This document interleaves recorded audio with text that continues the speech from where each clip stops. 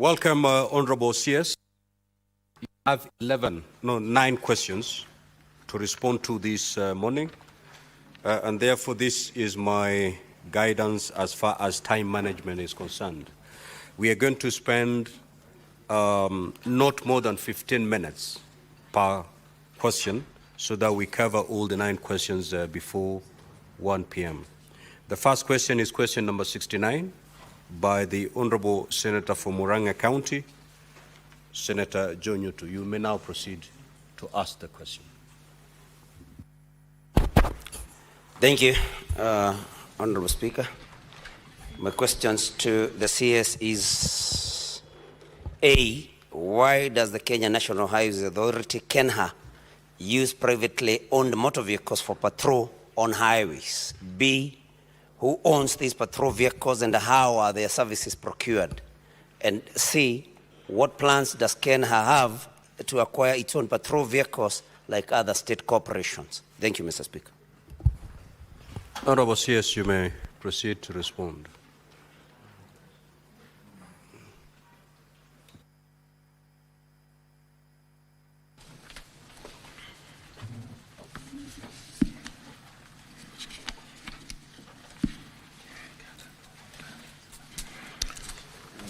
Thank you, Honorable Speaker, Honorable Members of Senate. I'm happy to be here this morning to respond to the various questions. And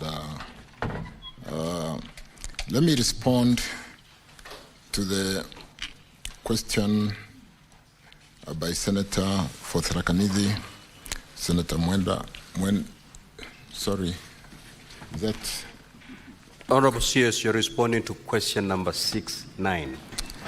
By the Senator from Murang'a County. My paper, the person who has got my papers has been locked outside.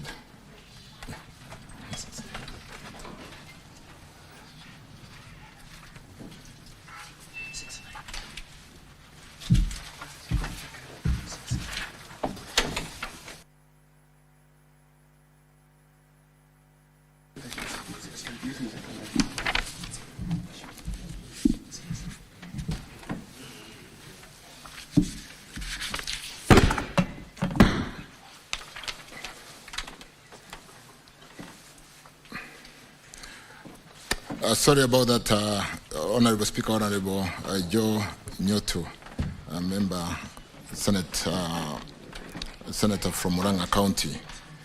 And let me straight away go to the answer to the question on KENHA and the specific question, why does Kenya National Highways Authority use privately owned vehicles for patrol on highways? Who owns these patrol vehicles? And what plans does KENHA have to acquire its own patrol vehicles like other state corporations?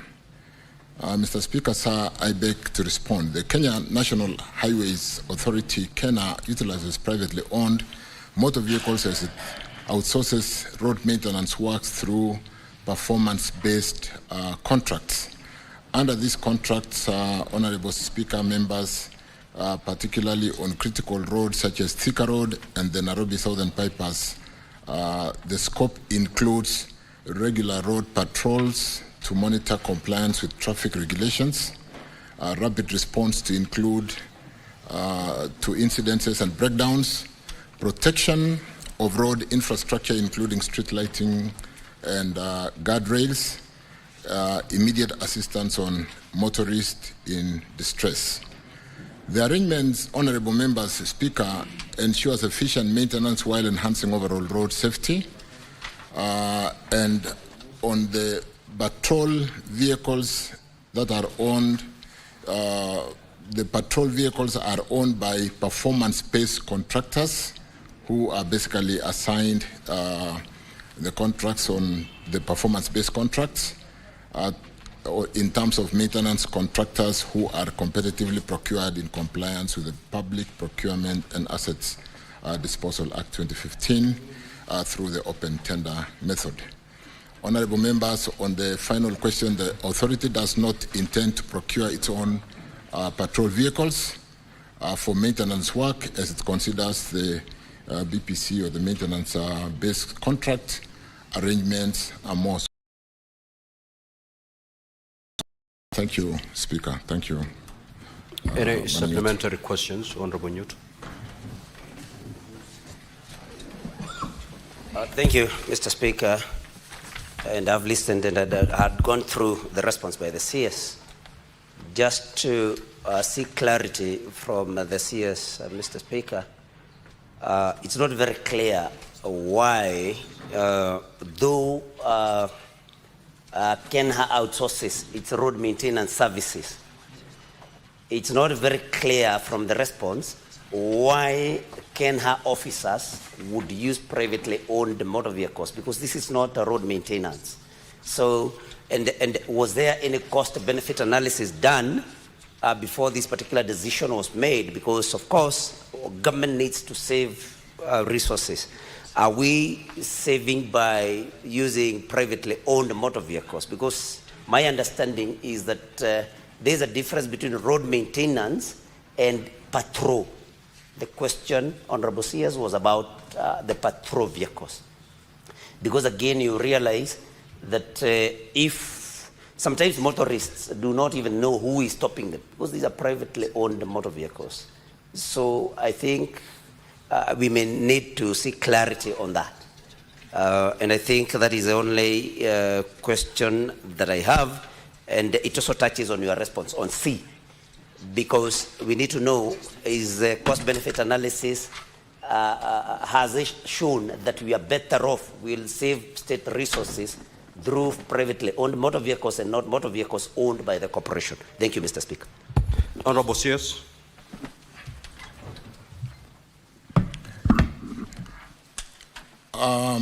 I think to the extent, Honorable Speaker, let me offer some, to the extent of the periodic based contracts maintenance, there is clarity that yes, we tender for maintenance of a particular road for a period of a year, 2 years, and therefore the contractor who wins to maintain that road through that competitive process therefore works like any other private contractor who is constructing any road out there, and they use their assets to maintain the road.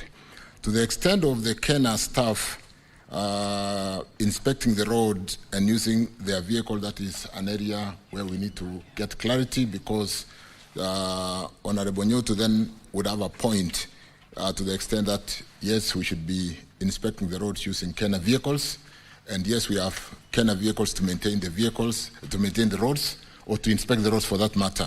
And therefore, I can take up that to make sure there is clarity between periodic maintenance, which is a contract given out to a private contractor to maintain the road, and when it is the aspect of inspecting the road by KENA staff, we'll then make sure we pay attention and confirm the concern raised by Senator Nyoto that we should have enough vehicles, if that is not the case, to inspect the works in the various roads. I thank you. Senator Manzo.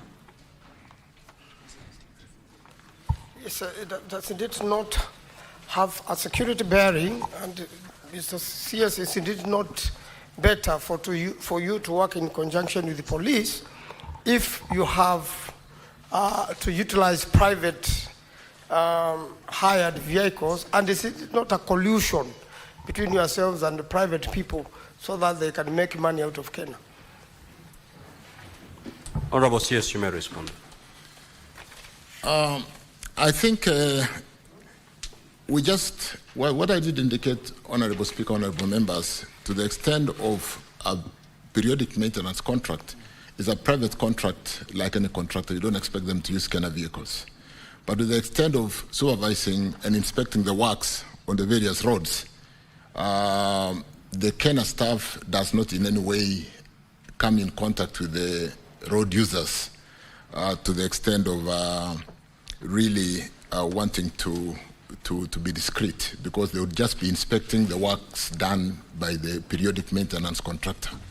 So if there has been a case where our staff in Kenya are not properly facilitated with their vehicles, that is a case which I said I will take it up, but it shouldn't really be a problem inspecting roads using Kenya's assets or using Kenya's vehicles, and I undertake to follow up that, Honorable Speaker, Honorable Nyoto.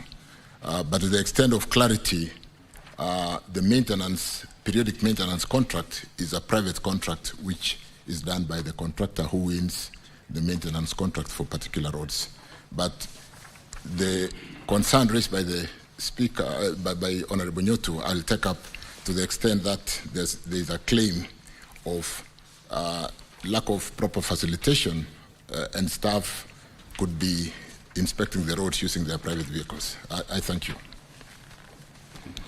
Honourable Senators, will now move to question number 70 by the Senator for Kilifi and the Minority Leader, the Honourable Stewart Mazayo. Honourable Senator, you may proceed to ask your question. Thank you, Mr. Speaker. Mr. Speaker, I would like to ask my friend, the Minister for Roads,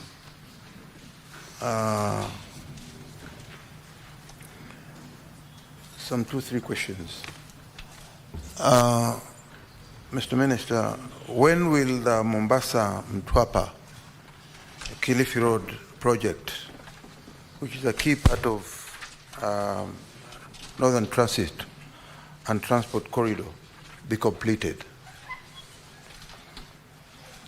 Number 2, are there any plans to install lighting at the Kibarani Changamwe interchange in Mombasa County to enhance security and vision for motorists at night? Finally, when does the government plan to commence the construction of a second bridge linking Mombasa Island to the North Coast mainland to ease traffic congestion? Honourable CS, you may proceed to respond. Thank you, Honourable Speaker. Thank you, Senator Mazayo. Let me straight away go to the answer. Mr. Speaker, sir, I beg to respond as follows. The Mombasa Mtwapa Kilifi project is divided into 2 lots with different completion dates. The lot 1 is the Mombasa Mtwapa, the bridge currently being constructed at Mtwapa town. And the project commenced in November 2022. Currently the progress is 42%. The project is expected to be completed by November 2026.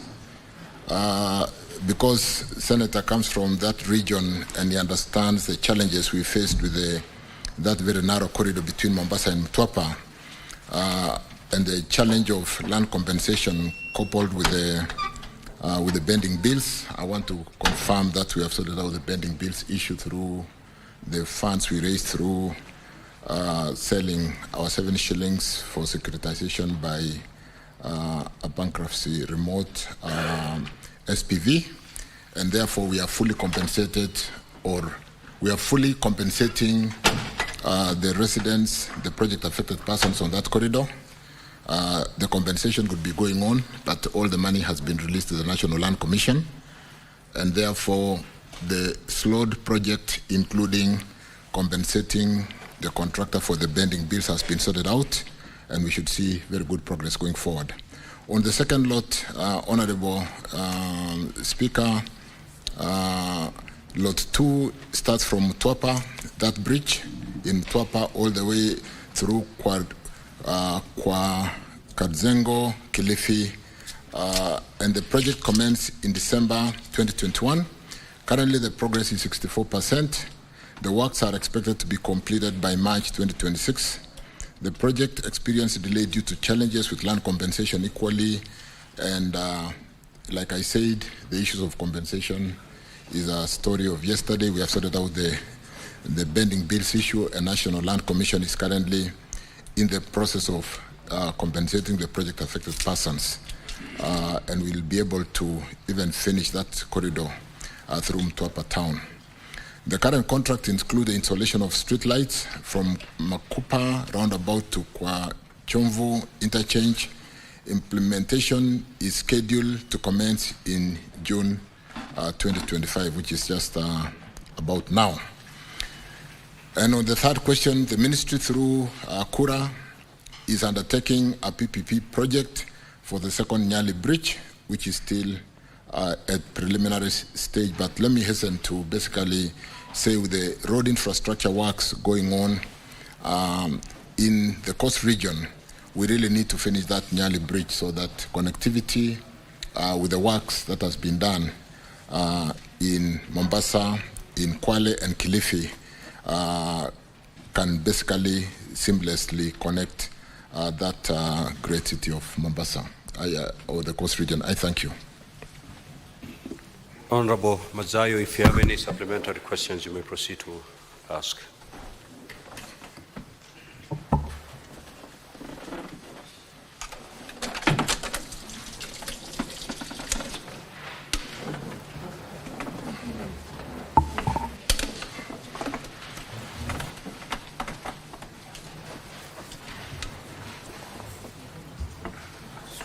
I think I'm okay.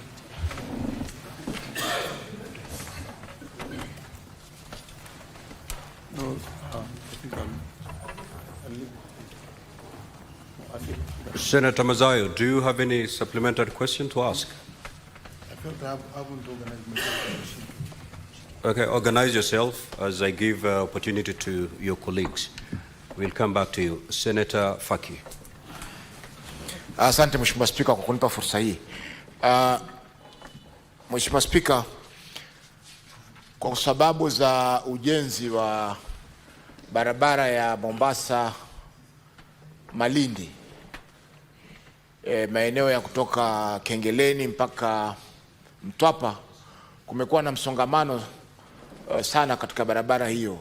Hivyo basi magari mengi yanapita na Links Road kupitia Nyali ndio yatokee Bamburi Nyali Center yakielekea Kilifi na Malindi. Mheshimiwa Spika, barabara hii katika maeneo ya Quickmart imekuwa donda sugu kwa wakazi wa Mombasa na wakazi wa Kilifi. Kuna vidimbwi vya maji pale ambavyo kila kukinyesha inakuwa ni vigumu magari kuweza kupita. Hivyo basi utapata mara nyingine msongamano katika Links Road mpaka maeneo ya Shell petrol station. Mheshimiwa Spika, hili tatizo litaondoka lini? Kwa sababu tumeona Kura wanakuja na mikutano mara leo wanafanya ushiriki wa umma, public participation, kesho wanakuja wanalaumu kaunti ya Mombasa, kesho kutwa wanasema ni wawekezaji ambao wamejenga kando ya barabara ambao wanasababisha msongamano ule na maji kutokwenda. Mheshimiwa Spika, jambo la pili, hizi taa katika barabara ya Causeway ni aibu kwa Mombasa Mheshimiwa Spika, kwa sababu mtalii akishuka katika uwanja wa kimataifa wa Moi kuna mataa pale, lakini akianza kuingia mjini Mheshimiwa Spika ni giza tupu. Wale wakataliwa mara ya kwanza ambao wanaingia Mombasa Mheshimiwa Spika, wakiingia pale wanajiuliza, je, tuenda kwenye mji ama tuenda kwenye msitu? Asante Mheshimiwa Spika. Senator Manzo. Yes, Mr. Speaker, the CS has talked about PPPs in relation to construction of the bridges.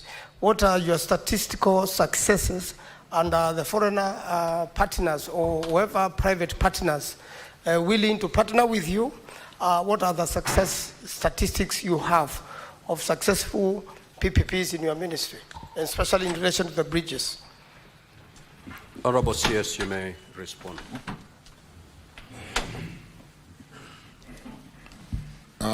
Let me beg to answer Senator Faki's question in English. Ndio nisichanganye sana. The congestion that is currently experienced around Quickmart, around Bamburi area, Senator Faki, on that road was exacerbated by the fact that we were unable to call the shots on the contractors because we owed them so much money. We have now paid them and we are calling the shots. I have visited the road severally including when the president went to inspect that road.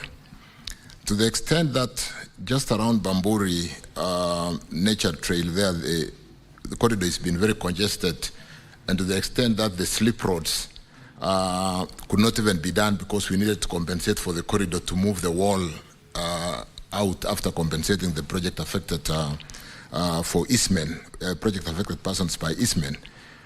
Having compensated the contractors, you will not see that going forward. We've had meetings with the contractors. I've just come from a meeting this morning, and we will easen the traffic. We will accelerate the construction and finish that road very quickly. There is no reason why the Mtwapa to the lower part towards Kilifi is basically complete, except for the Mtwapa Bridge and the corridor around there, the small section that has not been tarmacked. There is no reason why Mombasa to Mtwapa is not catching up, and I want to promise that we will accelerate and catch up, address the issues of congestion, having money to compensate for the land or project affected person. We will now be able to open the corridor and have the slip roads to function so there is no congestion. Because we were constructing on a corridor with no additional space because we had not paid the project affected persons. But with the money now being available, I want to assure this House that that will be a problem of the past, and you'll see us calling more shots to make sure the contractors do what is right now that we have paid what is due to them, and we expect them to basically be facilitative so that those traffic congestions we have witnessed are eradicated, but also bring the project completion much sooner than was expected with the delays due to non-payment because of pending bills.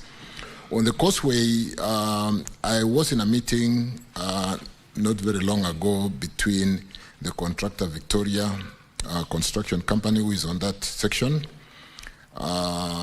with the governor from Mombasa, Abdul Swamad, and we need, the lights were pulled down when the construction started, and with the construction being completed now, with that bridge at Kwachomvu, which will finish in the next maybe 1 month, 2 months. Let me promise 2 months. The bridge which was hanging there around Synergy, because we were also unable to compensate Synergy to give us space to finish the bridge. So the bridge was built going up, and the dropping side had been hanging there for 5 years. That bridge is being built and it's being now completed, and the lights are in a progression of being restored with the completion of that road, so that when the clients arrive at Mombasa Airport, we don't have them getting into that darkness that has been experienced over the long delayed construction. For the question raised by Senator Manzo and the success of PPP projects on bridges, there will be PPP programs that can work in areas where there's significant traffic. And when you talk about Nyali Bridge, it is, success of PPP with respect to investors, the drivers are the traffic. For a road where there's so much traffic, it becomes very easy to get a project which is bankable. But if it is a bridge where there is no traffic, you possibly get 20 vehicles per day. Even if you are charging 10, 15 shillings to cross through that bridge, it will not repay for the investment to give return on the equity or the investors as a business for the next 30, 40, 50 years. But you do know the bridge we are talking about, it's a very high traffic area, and so we are looking at possibility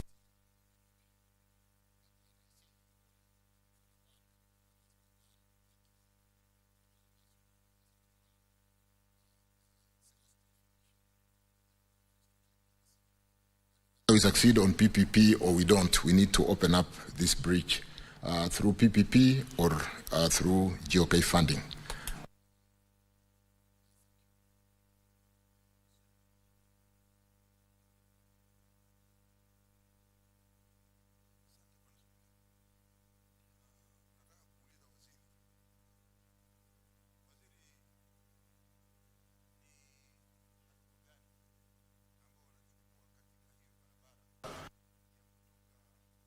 Nyali kuelekea mpaka kwa Kazengo Mtwapa, ni hatua gani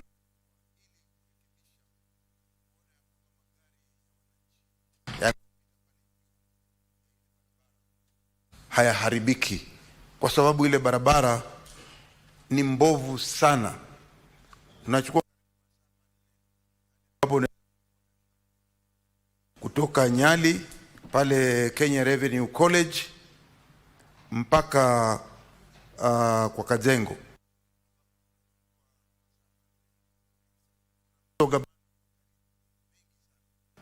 hususan ukifika pale kwa bridge ya Shibondetewa. Ile bridge hivi sasa ni kama kuna hatari kubwa inaweza kutokea. Zuri na imeharibika zaidi. Sisi tumesafiri nchi za ng'ambo, hata tukiwa na wewe wakati wetu ule wa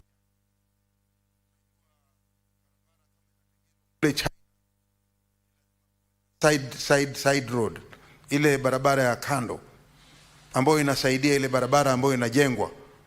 Hawa wanatutegezea hizi barabara.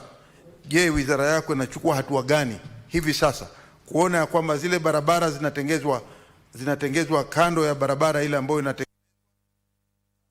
pande hapa kuenda pande za Mombasa, ama kutoka Mombasa kuenda pande za Kilifi? Ni hatua gani wizara yako imechukua kueleza hawa watu wanaotengeza zile barabara kwamba kunahitajika kutengeza barabara za kando kama vile wanavyotengeza kule China ama kule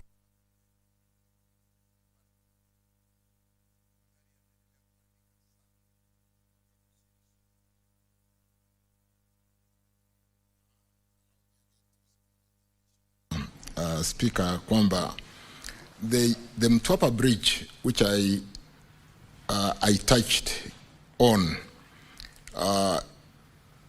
which is in the second portion of this particular corridor, is ongoing. It's a very long bridge of about 150 meters.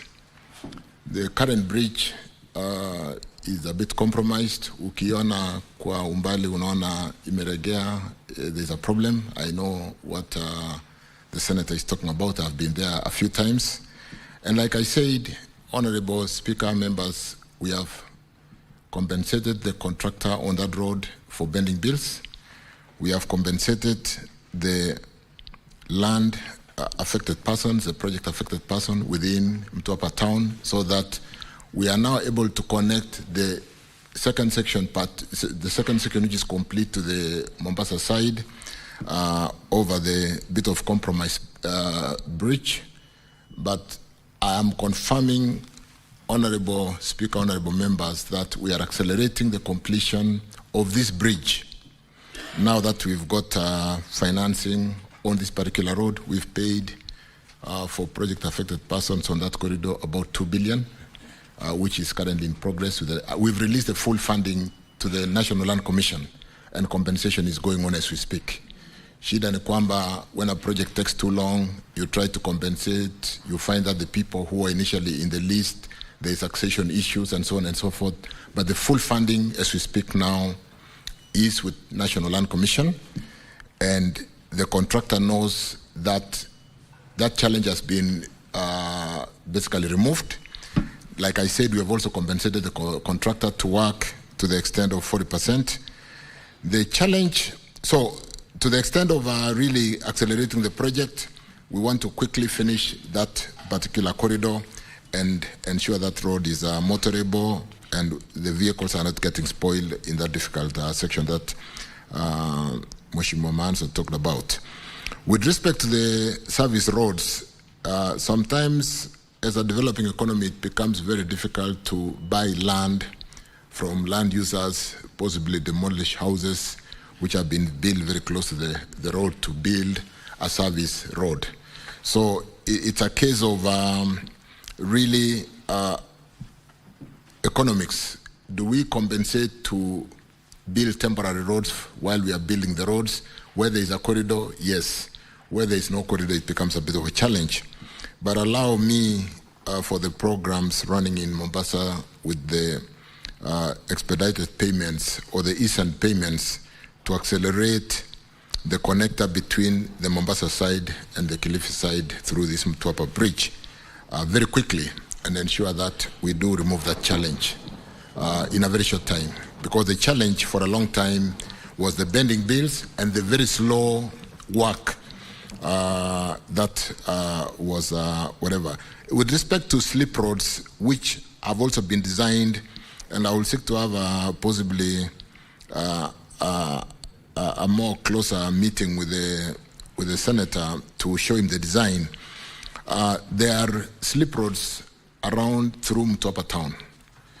What we have done now is just to compensate for the inner corridor to move waugazaji, the wafanyabiashara wadogo, so that we can build the main corridor. But there are slip roads, and because we now have money, we are compensating, and we'll have slip roads through the town.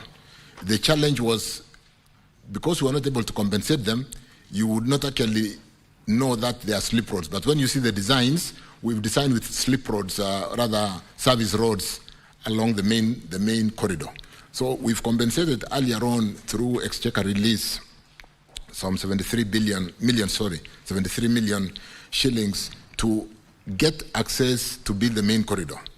The slip roads, we've now gotten money and we are compensating to do the service roads, which are parallel to the main road. And you will see that, and I can spend some time with Senator Manzo to show him the design, the fact that we have compensated for the main artery, and we are now compensating for the service roads through the town.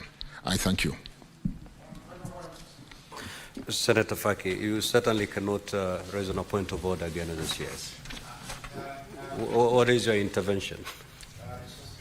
My first part of the question was not answered. The problem is on the Links Road, where we have a pool of water next to the Quick Mart supermarket, directly on the road. And even if you go there right now, you will see that pool is still subsisting. And I remember during the month of May, if I'm not mistaken, there was a public participation done by Kura, where they started a blame game between them and the county government of Mombasa. A lady has lost her eyesight on that road because she was traveling in a tuk-tuk, and as a result of hitting a portal, something hit her eye, and now she's partly blind. So it's a serious problem, Bwana CS. I know you said you have been there, but motorists, those who are going to Kilifi, those who are coming to Mombasa, have that problem every day. Every day we encounter that problem. Even those who are now residing in Nyali are thinking of relocating, because every day in the morning there's a traffic jam, in the evening up to sometimes 9 p.m. Thank you. Sorry about that. I now understand where Senator Faki, I thought you were talking about the Mtwapa Kilifi Road. This is the Nyali bypass to Mtwapa Kilifi Road or Mombasa Road. And I know the exact location, and in my last visit to Mombasa, this was #1 agenda with the governor, where on either side of this particular road, where there's a kind of depression, there are developments on both sides. There's a hospital on one side, they've built a wall, and there's no way to drain the water on this very low section. And we need to really tunnel out the water in this particular depression. And it requires some serious design. I've discussed this with the governor. We are discussing with the land users how to get access to be able to get drainage out of that very low section. And then, yes, I'm aware it's a Kura project. I was talking about the Kena on the main highway. And let me undertake to follow up what Kura has done on this particular one. But it was more of the city plan to basically allow for development without drainage pathways. And therefore, It's one thing that if you are to think about a quick solution, you'll need to be pumping out water because you need to push water up and then look for a channel out. But we need an access to be able to develop a drainage from that low section. And then therefore, yes, I'm aware of that. We've discussed with the governor, and I'll pick it up with Kura to see how far we are, Honorable Speaker. Thank you, Faki. Asante. We now move to question number 85 by the Senator for Kilifi. You may proceed to ask the question.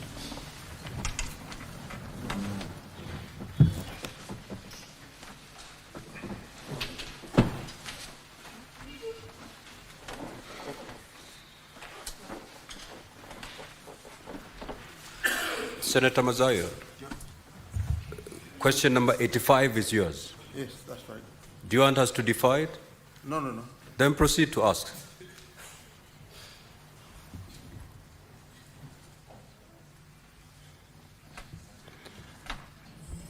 Bwana Waziri, na imani ya kwamba unaelewa vile nitakavyokuuliza maswali haya, hususan ni kwamba yanahusu Kilifi County. Je, Bwana Waziri, kwa barabara na uchukuzi, unaweza kueleza ni hali ya hisia ya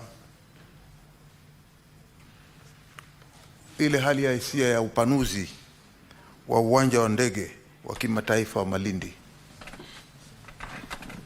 Vile vile, Waziri wa barabara na uchukuzi, nataka kuuliza, unaweza kufafanua jumla ya ekari ya ardhi iliyotengwa kwa ajili ya mradi huu wa upanuzi, na pia kueleza idadi ya wamiliki wa ardhi watakaoathirika.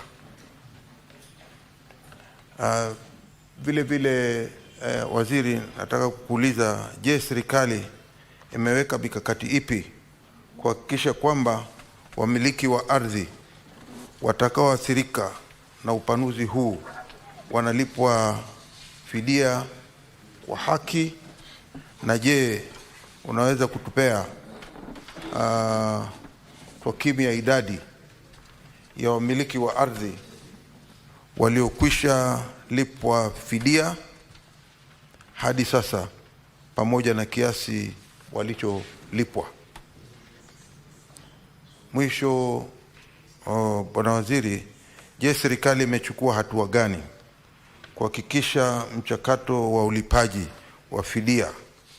Na wewe kama Waziri wa barabara na uchukuzi, unaweza kutoa ratiba ya malipo kamili ya fidia zote ambazo bado hazijalipwa mpaka hivi sasa?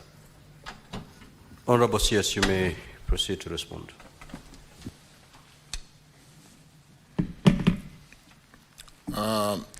Thank you, Honorable Speaker. Thank you, Senator Mazayo. Again, because the question was filed in English, I responded in English, and I hope we have the printed response with honorable members. Honorable Speaker, I'm pleased to appraise this House on information sought regarding the status of compensation framework for the planned expansion of Malindi International Airport, communicated through our letter reference Senate 4S/4-Q/2025-051, dated 11 June 2025. The status and compensation framework for the planned expansion of Malindi International Airport, Honorable Speaker, was declared, or rather Malindi International Airport was declared an aerodrome via a Gazette Notice number 1161 of 8th March 1961, commonly referred to as Aerodromes Control of Obstruction Ordinance Annex 1. The Gazette Notice described Malindi Aerodrome as an unsurveyed area measuring approximately 231 acres. Honorable Speaker, in Speaker to secure the airport land, the government of Kenya agreed grant number CR 30280 Annex 3 granted the authority a 99-year lease with effect from 1st February 1997 through the Government Land Act Cap 280. The land measures approximately 100.6 hectares as delineated on the survey plan number 211701 of 2nd May 1997, which we have annexed as 4 to the authority.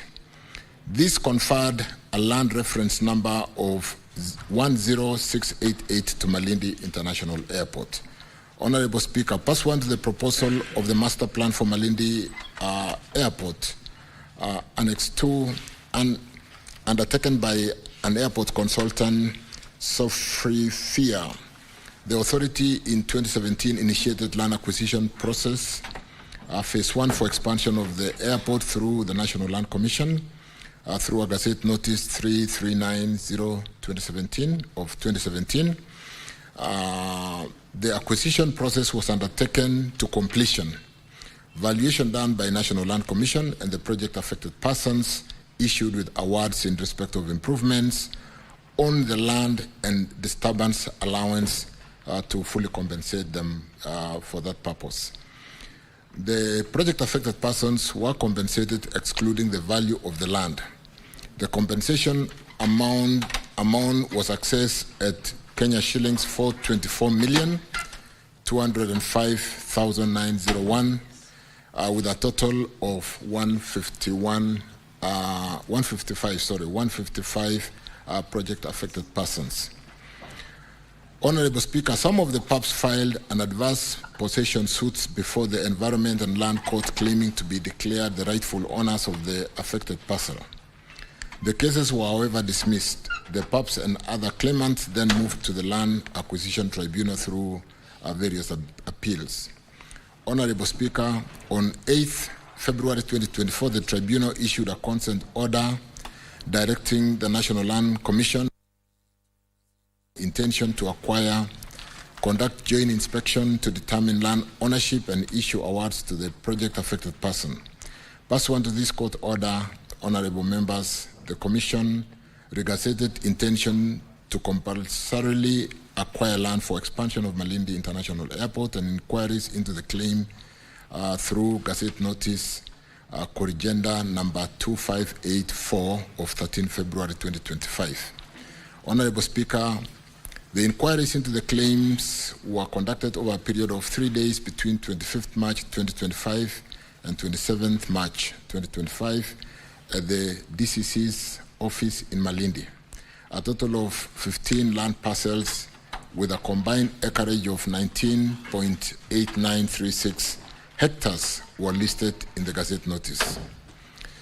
Honorable Speaker, pursuant to the inquiries by the National Land Commission, other issues were raised by the claimant on adverse possession occupant in good faith and historical land injustices. These matters are currently under review by the National Land Commission. Honorable Speaker, the authority is further undertaking design and land requirement assessment for Malindi Phase 2 expansion project to allow a runway expansion from 1.4 kilometers to 2.4 kilometers. This followed the setting aside of injunction imposed on Phase 2 acquisition project FIDE via a ruling delivered by the Tribunal on 10th February 2025. The land acquisition process and resettlement action for Phase 2 will be subject to budget availability, and as I end, I want to confirm that I have lately, in the last 2 months, visited this airport to address some of these challenges, met the leadership of Malindi who are on the ground, and we are paying attention to this airport because, albeit the challenges we have faced in the expansion of Malindi Airport, to the extent of suggestions as to whether we could go to Vipingo or EPZ or SEZ, the tourism industry in this area and the need to sustain the investments which are wasting away in the hotel industry because of lack of a good airport to be able to bring in big planes through expansion, so bring in big equipment with the tourists that favor this destination is something that the government is paying a lot of attention. And I want to confirm that this is a top priority amongst the airports that we are paying attention to be able to grow our economy, bring in more tourists into this economy, and support that hotel industry that is invested by majorly the nationals of Italy. I've met the ambassador lately in my office, and we are looking for quick ways of correcting and expanding this airport to this 2.4 kilometers. I thank you, Speaker. Thank you. Senator Mazzaya, do you have any supplementary questions? Bwana Waziri,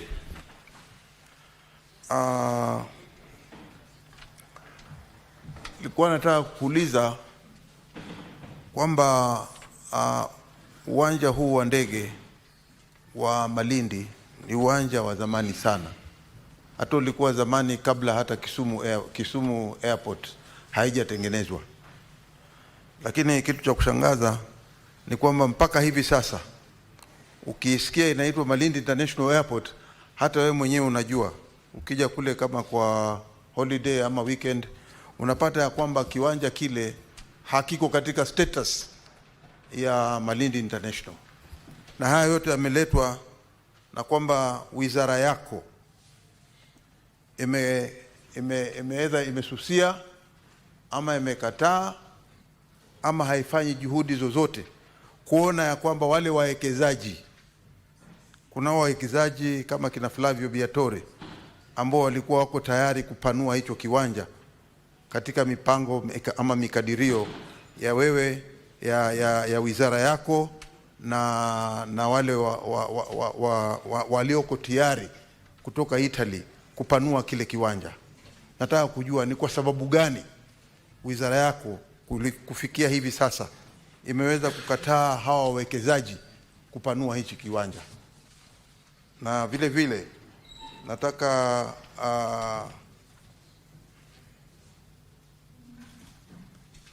kukueleza ya kwamba hata ikiwa ni wakati wowote kuanzia hivi sasa kunahitajika kupanuliwa kiwanja cha Malindi, wako wawekezaji ambao wamejitolea tayari, ambao wako tayari kutengeza hichi kiwanja.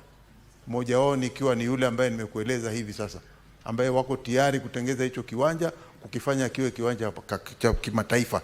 Je, unaweza kueleza kwamba hawa wawekezaji wameweza kufanya mikakati ama ushirikiano gani na serikali ama na wizara yako ili kuona kwamba kiwanja hichi kimeweza kupanuliwa kikawa kama status ya wale watu wengine kama Moi International ama Kisumu International, tupate ikiitwa Malindi International, inaitwa Malindi International kikadirifu ama vile inavyotakana kuitwa. Asante Bwana Waziri. Honorable CS.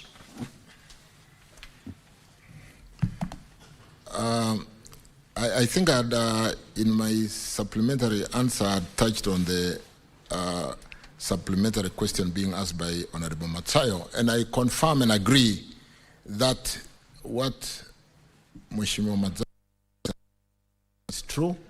This is a critical, important airport for the kind of tourist destination we're talking about of Malindi in Kilifi County. And therefore, it's of utmost importance for the government to address the concern Senator Matsayo has raised. The challenge in Malindi is not the infrastructure development. It has been more on the getting the runway expansion. On the front side of the Malindi is a very high population that has been very expensive to resettle, but that we must resettle if we are going to expand this airport, and we are going to do that.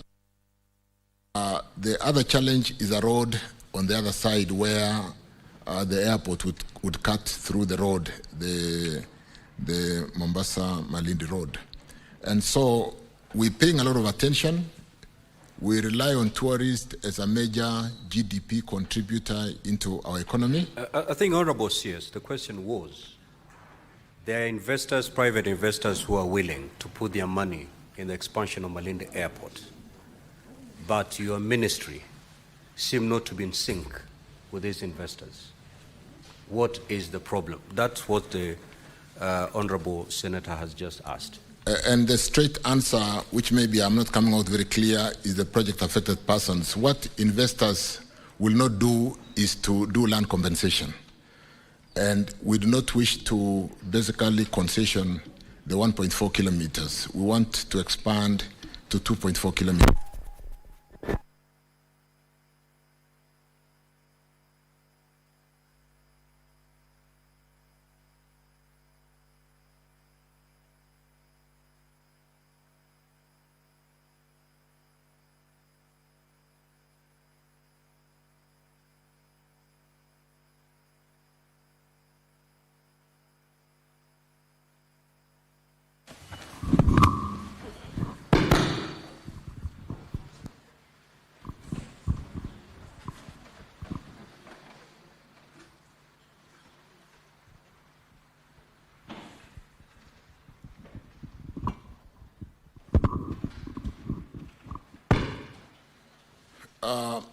Thank you, and sorry about that. Honorable Speaker, the straight answer is that we will embrace investors to come in, but the biggest challenge is the land compensation, because like I said, to be able to bring big planes into Malindi, some of the charters, we need to extend the runway to 2.4 kilometers.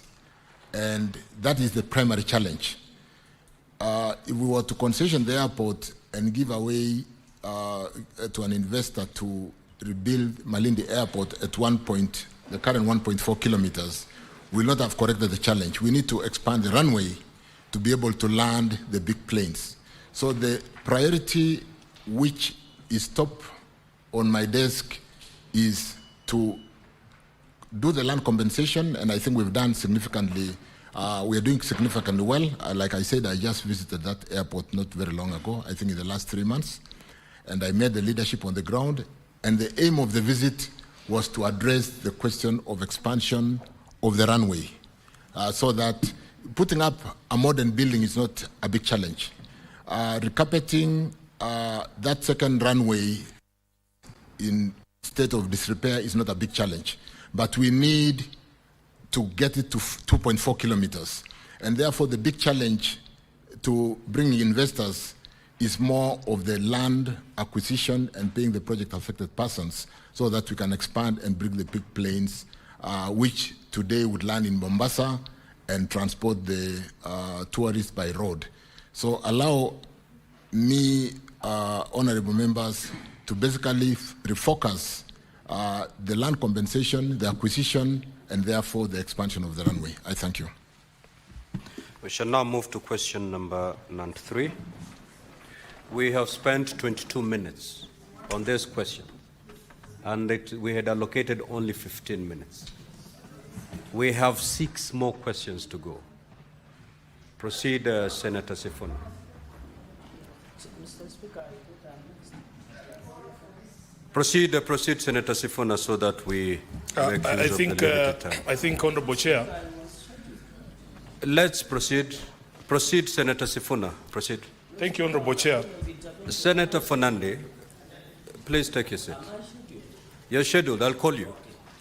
Thank you, Honorable Speaker. I think members have forgotten that there was an advisory that priority would be given to the senators who asked questions, and then we'll hand over the CS for supplementary questions, if I'm not wrong, Honorable Speaker. My question is number 93. Honorable Speaker, I want the CS to address 3 questions. Actually, there are 4, and these questions originated from a meeting with the Karen Langata Residents Association. Honorable Speaker, can the CS tell this House what is the current progress of works on the Rirut Angong railway line project, whose construction was commissioned in 2023? Secondly, could the Cabinet Secretary provide comprehensive details on the rationale for initiating the project, including the source of funding, the design framework, feasibility studies conducted, environmental impact assessment, and the economic justification supporting its implementation?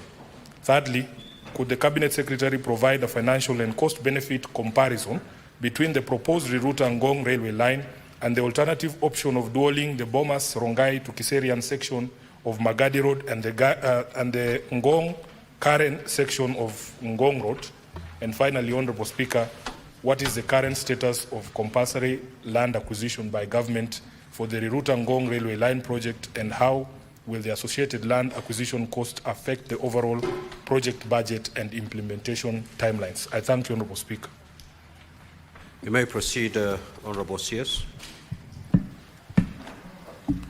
Mr. Speaker, sir, I beg to respond.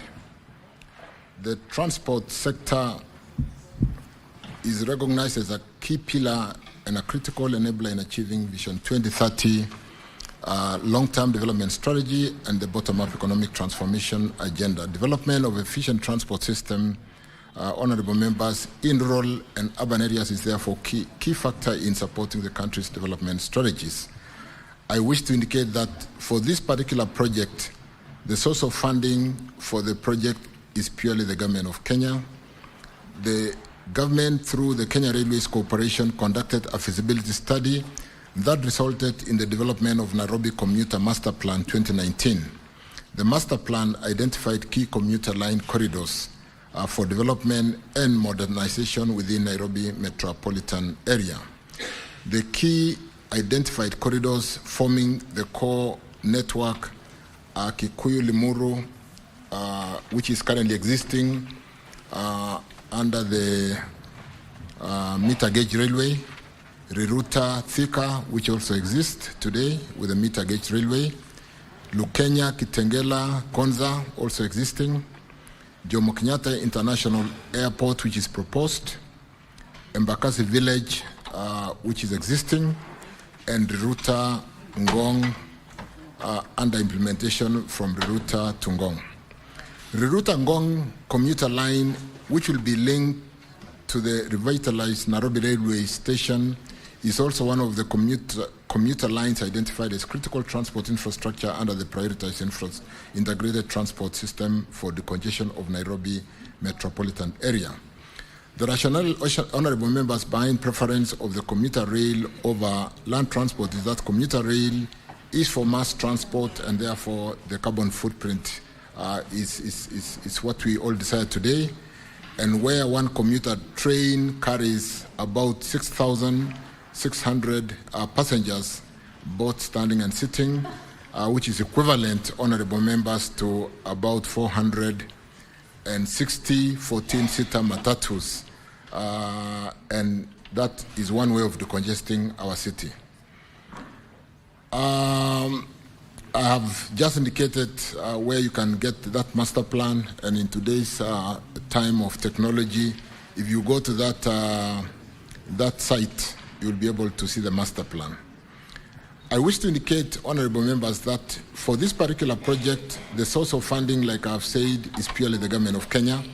Mr. Speaker, sir, as regards environmental social impact assessment study, the same was conducted in line with the Environmental Management and Coordination Act 1999. Attached herewith is Annex 2 is a copy of NEMA's license number NEMA/EAI/PSL/35081. I also wish to add that the project is being implemented under the engineering procurement construction basis with an independent consultancy for design review and construction supervision in place. On the second question, Honorable Speaker, members, in order to enhance the economy of the country, mobility of the citizenry is key, and the transport sector acts as a key enabler for economic growth. The land is a finite resource, therefore the aim of the ministry is to ensure both railway and road transport modes complement one another instead of competing or compete with one another. Given the finite nature of the land, the ministry aims to promote use of mass rapid transport, normally MRT, in Nairobi metropolitan area. The two modes being pursued are commuter rail transport and the BRT transport. And I can talk more about that because we just came back from the UK where we are looking at the UK fund to do the Nairobi Railway City, and we are specifically focusing on these corridors to be able to move people quickly out of the city and into the city and be able to decongest. Construction cost is Kenya shillings 8.1 billion. For construction cost, we have about 8.2 billion, 8.26 billion. Land acquisition will cost us 2.8 billion. We are acquiring land in very expensive areas through that current corridor. Land acquisition cost, including protection, relocation, and existing utilities, as I've indicated there, will be significantly expensive. On the next question, on what is the status of the compulsory land acquisition, Honorable Speaker, Chair, the total length of the Ruta Ngong commuter line is approximately 13 kilometers. The ownership of the section traversed by the proposed railway line, we have given a schedule attached, and the length of the railway track ownership of the land and so on and so forth, I've captured there 2.4 kilometers with Kenya Railways as available corridor. We don't have to, we already have that. 0.55 kilometers is with Kenya Forestry Service, and we need to acquire wayleaf. 0.3 kilometers is with the Kenya National Highway overpass across the Southern Bypass. 4.55 kilometers is with Kenya Urban Roads that we need to be able to share jointly. 1 kilometer is with Kenya Broadcasting Station, and which we need to acquire.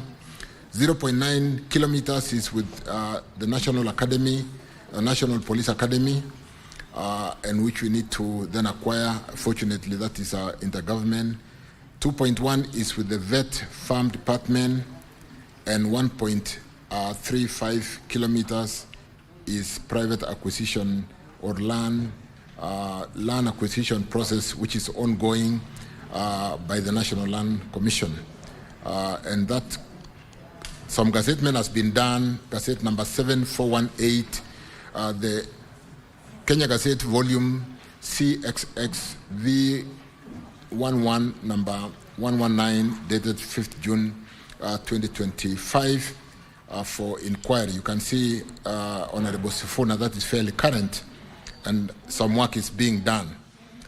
Let me just hasten to add that with the Nairobi Railway City having been pronounced by the leadership as a priority project to be able to recalibrate and give new life to that piece of 438 acres of land sitting with the Kenya Railways.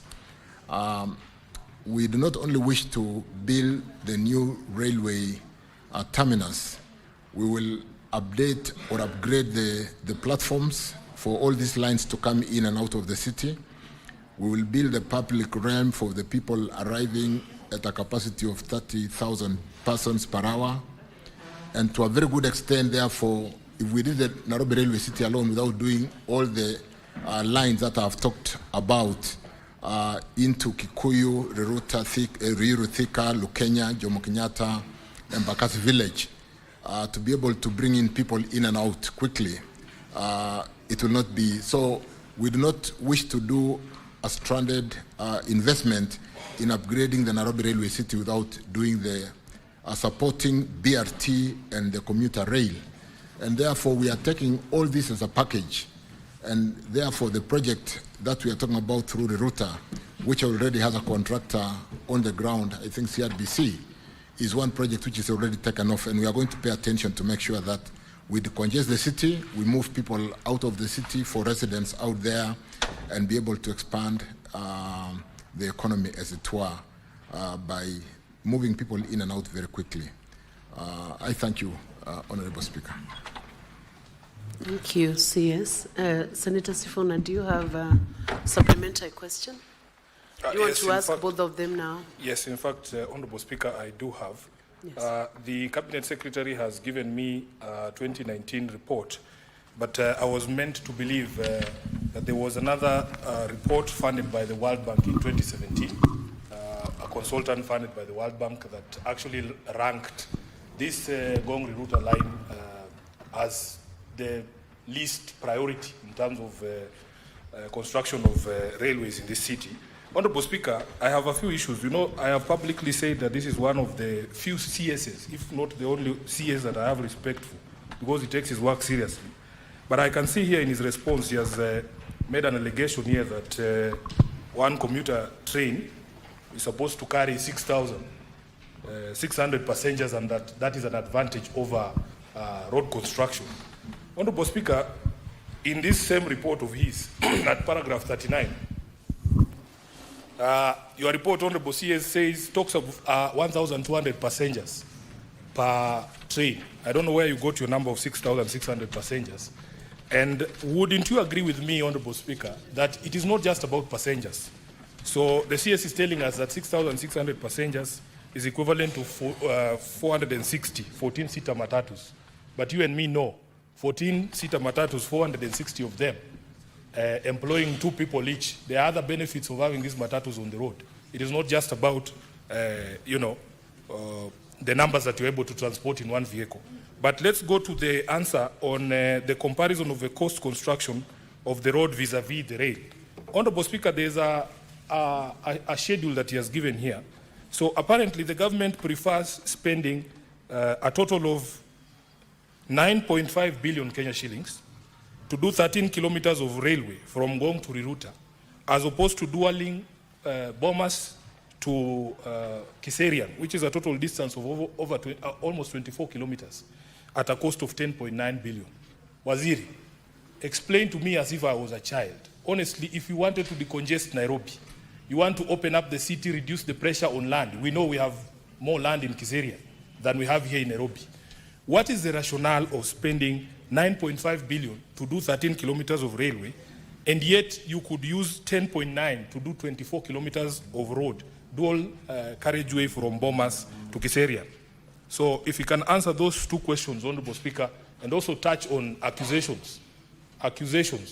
allegations that some powerful people along that route for that railway have somehow secured concessions from your ministry to divert the original plan to avoid their properties.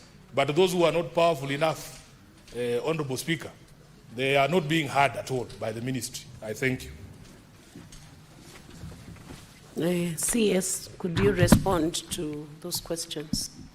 Let me first of all thank Senator Sifuna for the compliments, which I don't take for granted, and I'm going to even work harder. But let me get down to the optimal. You know, when you're dealing with a commuter rail, you can optimize because it's just the number of attachments which can be pulled by the engine. And therefore, you can start from as low as 1,200 and go to as high as, depending on the capacity. What you don't do is, depending on whether it's a rush hour, you don't just do the attachments if the population is not there, but you can go to as far as 6,000, depending on the capacity of the engine to pull that weight. The point really, and let me straight say, we will build Bomas Kiserian because that's a new settlement as a priority. But we can get to the details on the, Kiserian is really where the people who work in this city live. It's a new settlement. It's an open area. And if we are going to decongest the city in terms of new developments, we see serious development in that area. And we'll be impervious as leaders not to set priority dualing to that very congested narrow road to Kiserian.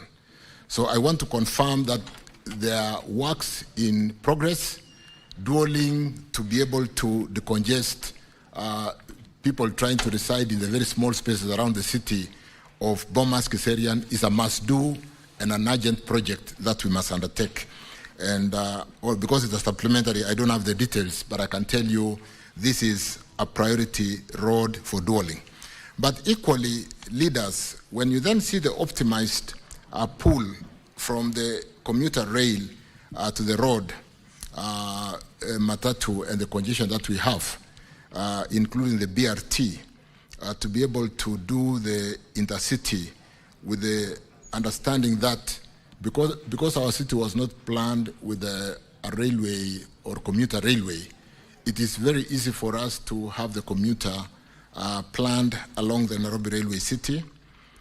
It is very easy to basically go out of the city through Nairobi commuter metropolitan system, which brings in a number of counties in Nairobi who basically where our population reside, in Ngong, in Kiserian, in Kikuyu, Kiambu, all the way down to Murang'a. And then these governors do sit in the Nairobi Metropolitan Transport Authority decision-making process. And therefore, let me just confirm, honorable members, Honorable Sifuna, that Bomas Kiserian is a must-do, and I can come with specific timelines because it's a critical corridor to decongest the city. Equally, even as we thought maybe this line is a least priority, in the latest developments, we really must build a number of lines going eastward, northerly, southwest, and so on and so forth, to basically bring people in and out of the city, either through BRT, through the Nairobi commuter rail system, and facilitate, really remove the congestion that currently is choking the city. So whereas it might be expensive to develop the commuter rail, if you see the capacity we are able to pull, depending on the number of attachment of the units to transport up to 6,600 people, if we do the economics, you'll appreciate why we need both. The buses will stop every so often. The train stations will be further apart, and so on and so forth. So, honorable members, because of the passion of Sifuna to understand what we are doing in Nairobi, and because of the recent development, including the visit to the UK to see the King's Cross development of what the city can look like when you develop a dilapidated facility like the railway housing the railway land, which sits on about 438 acres. I would like to spend time with Sifuna so that as a senator of Nairobi, he can appreciate what we are doing to basically decongest the city, give a new life through development of those 438 acres sitting under the Nairobi, the Kenya Railway, and be able to move people in and out of the city very quickly. And we are doing this as a package. We do not just want to do the railway city. We want to do the BRT lines, including the line that starts from Kenol and which has been stranded for a while, coming through Ruiru all the way to the Nairobi Railway station, and the line going to Kikuyu, the line going to Ruruta. There are life plans, including my planned visit to the UK next week.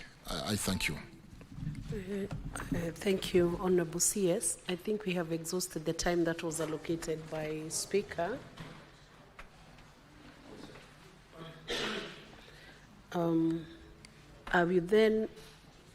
I will allow just one question because the time for that question has been exhausted. Otherwise, it will be difficult to complete the questions that we have with the CS today. So I'll give Senator Okongo Mugeni to ask one question, and then we will call it a day on those questions. You still find another chance maybe with the next question that he answers. He's still on his feet. Yes, before I ask my question, I was just wondering the procedure that the ministry follows, because I was looking at the documentation. This road he was speaking about was commissioned in 2023, okay?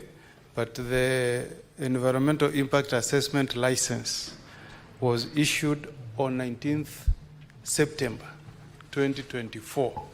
Does it mean that the ministry does not follow the laid down compliance procedures before the commission projects? Because they should lead from the front, Honorable Madam Speaker. But the question I wanted to ask, which is current from the minister, is on road safety.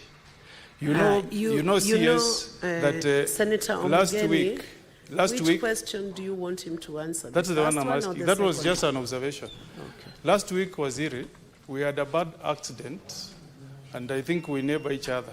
I'm Nyamira, you are in Bomet. In Nyansiongo, we had a very bad accident where a truck that was traveling from Keroka, Metamayua, down to Nyansiongo lost control and crashed into Nyansiongo market, and 8 people died on the spot. If you have data, that is coming up after another accident happened again last year in October, where we again lost 4 lives, Waziri. In that stretch, you know, coming downhill, it's a hill. From Sotik, Chebilate down to Nyansiongo, you also go downhill. And on both sides, Waziri, you have not placed bumps to slow traffic. Before September, in April, another child at Gesebe Primary School had been knocked down by a vehicle.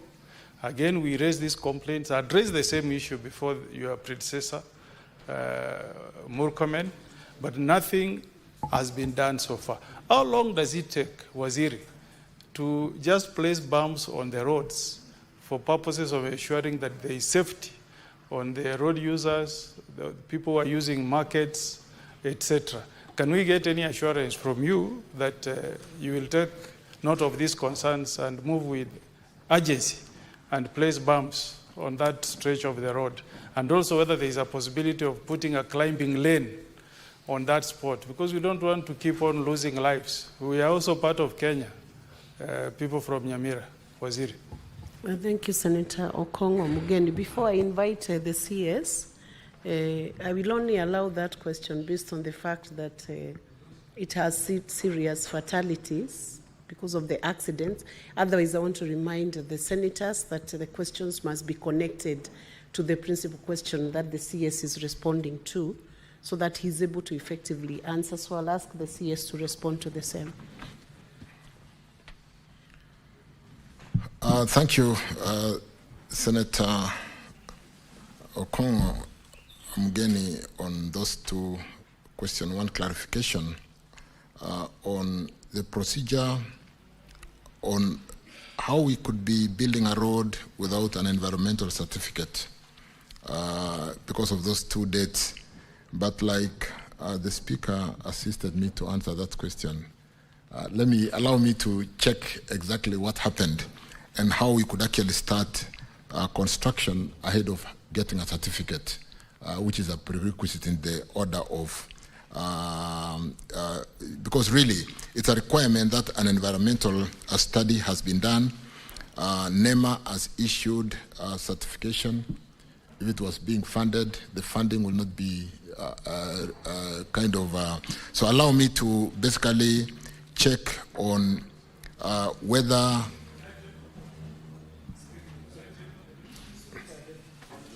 Senator Okongo, you're out of order. Let him respond and I'll give a direction. Yeah. You cannot introduce a question above another senator's question. That would be out of order. Thank you, Speaker. In fact, the reason why I'm asking, let me check and confirm, I'm not saying that did not happen. But you do know, sometimes when you apply for a license, you are given a provisional license to start works and do subsequent environmental certification. So I really need to bring the sequencing of the initial approval and whether this was a secondary basically requirement to submit the environmental reports and therefore get subsequent certification for compliance. But allow me to do that, and that's what I was requesting. I'm not disputing, but I'm saying let me get into the details because this, and therefore I would wish to basically delve into that because it will not happen that we are working on a project where there's been no environmental study and approval to do a project. Honorable CS, you'll have 7 days to check the documentation and supply any documents to show the sequencing of those certifications or licenses. Thank you, Speaker, and we'll endeavor to comply. With respect to the road safety, and which is really carnage ravaging our Kenyans, I want to empathize with the Nyasiongo market accident and the loss of lives, 8 lives there, and promise the Senator that I will immediately hereafter address the concern of the bumps. But we cannot be reacting all the time when there's an accident and then we go when we've lost lives. And there are various initiatives, including the ITS. There is so much in electronic, given the day and age in technology that we can employ to manage the drivers, to manage the vehicles on the road. We're doing a digital driving license with certain features to be able to do instant fines and manage the drivers. We are doing the junction cameras through the ITS systems. We are doing there's so much that we can do to be able to address that. But for this particular case for Nyasiongo, let me address that. And for most of the black spots, yes, we need climbing lanes so that sometimes with speed and the narrow sections on some of those black spots, the vehicle, when they kind of don't stay on the road because of the weight and so on and so forth, and because of the narrow nature of the road, the vehicle goes out of the road and sometimes it gets into a market or gets into where people are trading, causing untold suffering and deaths. And therefore, for this particular case, I will pay attention to, but I wish to hasten that we are doing a lot and I will be paying attention to what we need to do with NTSA, a whole authority just set to address the safety on our roads. We need to do more, and I do agree. But for Nyasiongo market, the bumps and whether we need to do that climbing lane that Mheshimiwa talked about, let me pay attention to that. I thank you. Thank you. Honorable Senators, we will move to the next question. Question number 77, Senator Agnes Kavindo.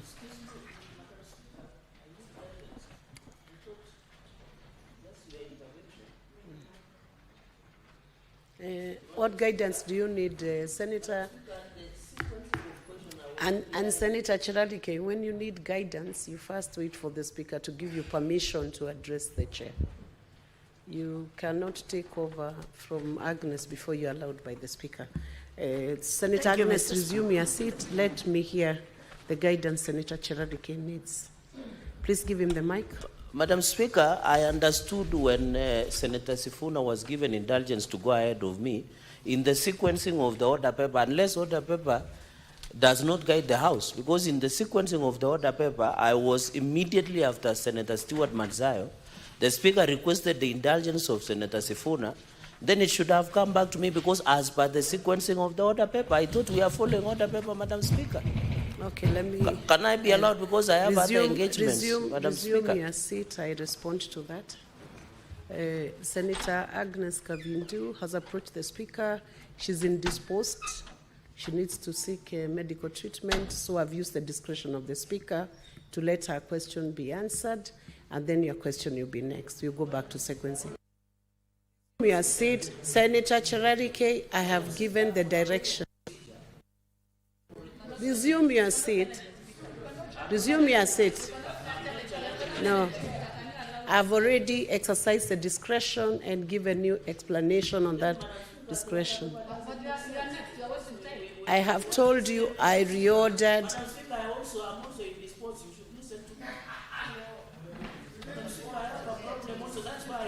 From now, this point is when you are indisposed. Resume your seat.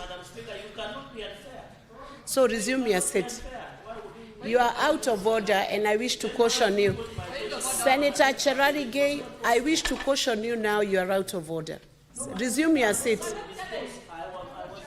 That is the first caution. After the second caution, I will rule you as out of order. No, Madam Resume your seat. Agnes, Senator Agnes, can you proceed? Resume your seat.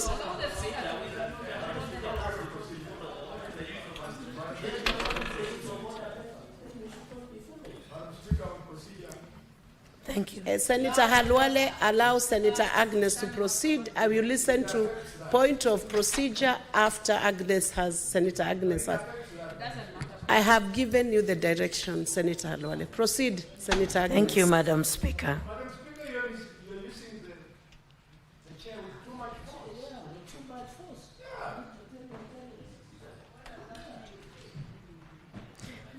Thank you, Madam Speaker.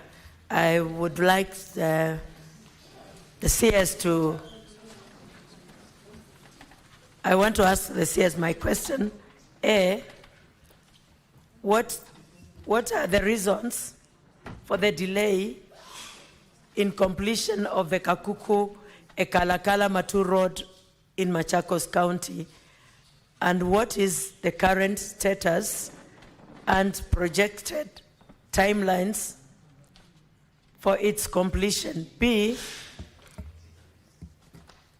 are there any plans for the construction of a bridge to connect Thika River Ekalakala Isukoni ya Kadhini in Masinga Sub-County, Machakos County? C, when does the government plan to commence the reconstruction of Miu Yanganga Bridge in Masinga Sub-County, Machakos County, which was swept away by floods in 2019? And what are the projected timelines for its completion? D, what are the budgetary allocation for these projects in the 2024-2025 financial year? Thank you. Honorable CS, you may proceed to respond to that question.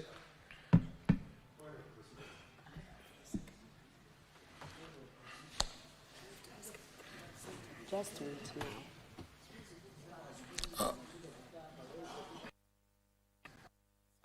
Thank you, Honorable Speaker. Let me straight go to the first question. The main reason, Speaker, honorable members, for the delay of upgrading to pitman standard and performance-based periodic maintenance of Matu, Kalakala, Kankuku, and Junction A3, Kathulani, Junction 439 Road is as a result of financial difficulties facing the main contractor. The project was contracted to Kito Civil Engineering Company Limited in 2017 and has faced significant challenges in completion. Having exhausted all administrative controls, the ministry commenced the process of terminating the contractor in October 2019 through KERA to allow for the tendering of the works. The contractor, however, contested the termination in court, following which the matter was referred for arbitration. The contractor then requested to subcontract the works as an alternative to avert a lengthy litigation process that would further delay progress, and the request was granted in the interest of the greater public.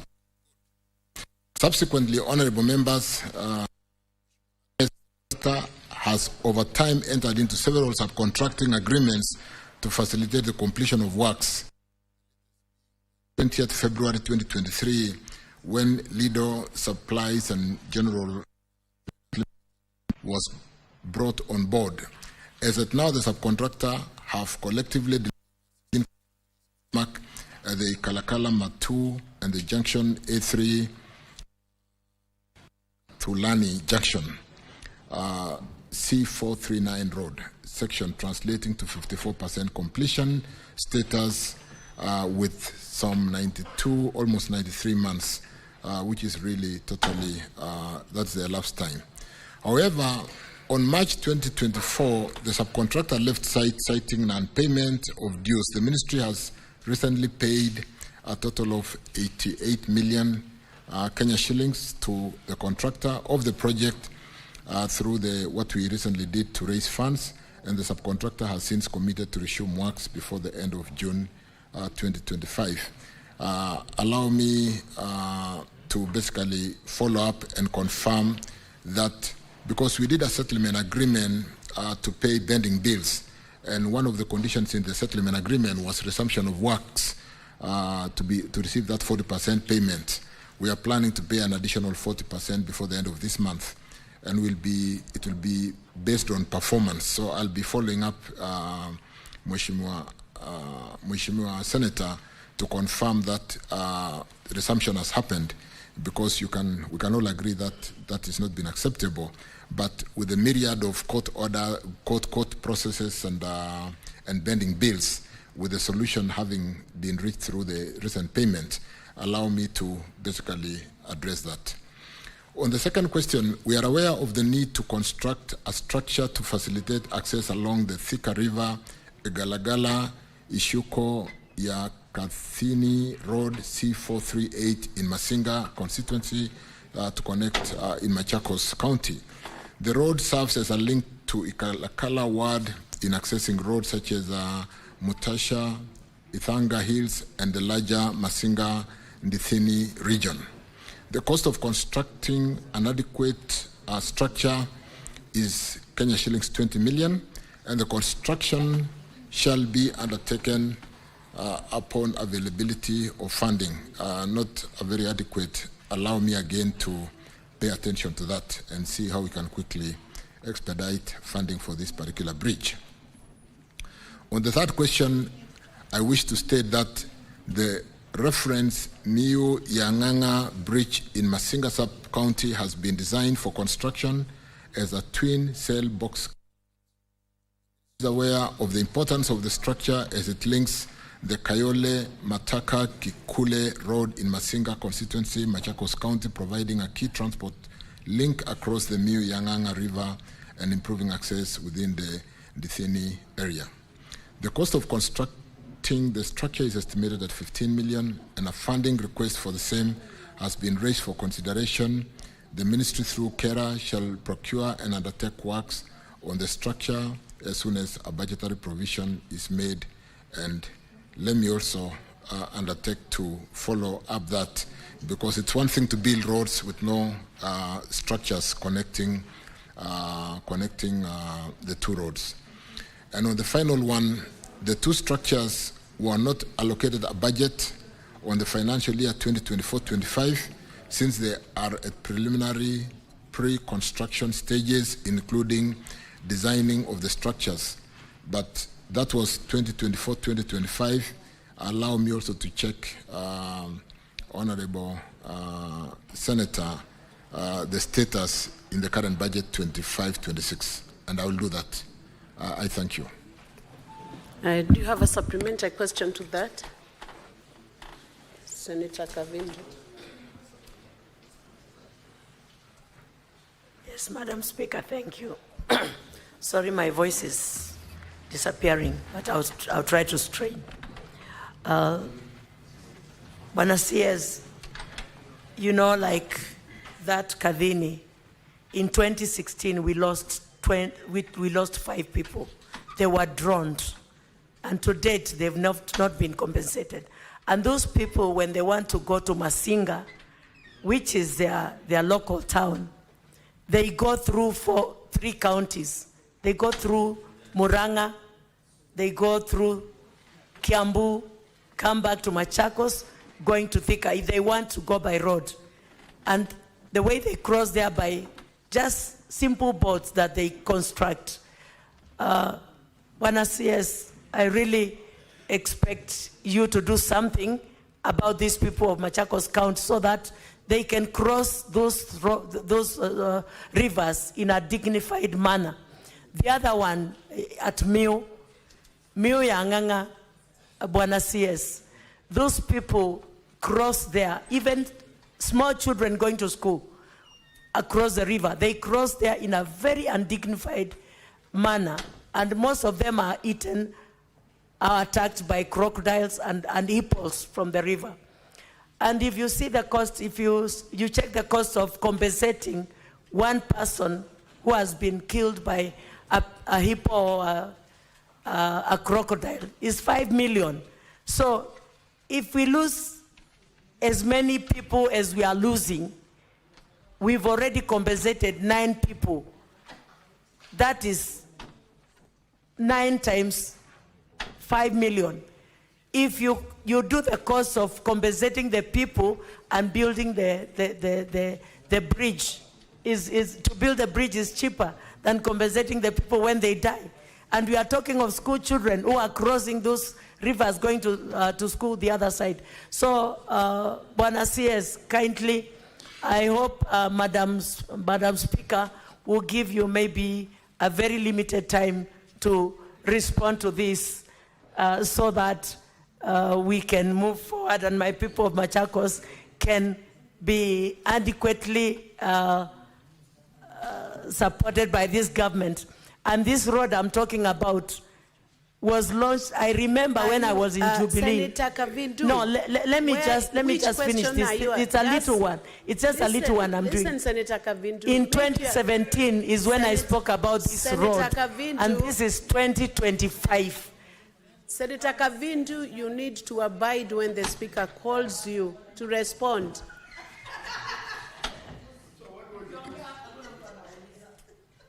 Senator Kavindu, you are getting out of order. Resume your seat. Honorable CS, proceed. Honorable Speaker, in the interest of time, I think Senator Kavindu was just stressing the importance of getting these 2 crossings to be built, and I undertook that I will really pursue the 2 bridges. In fact, we have some funding to address bridges in Kenya because we all have challenges with crossing across many rivers across the whole country. So, Senator Agnes Kavindu, I undertook, I will address the 2. I thank you. Next question.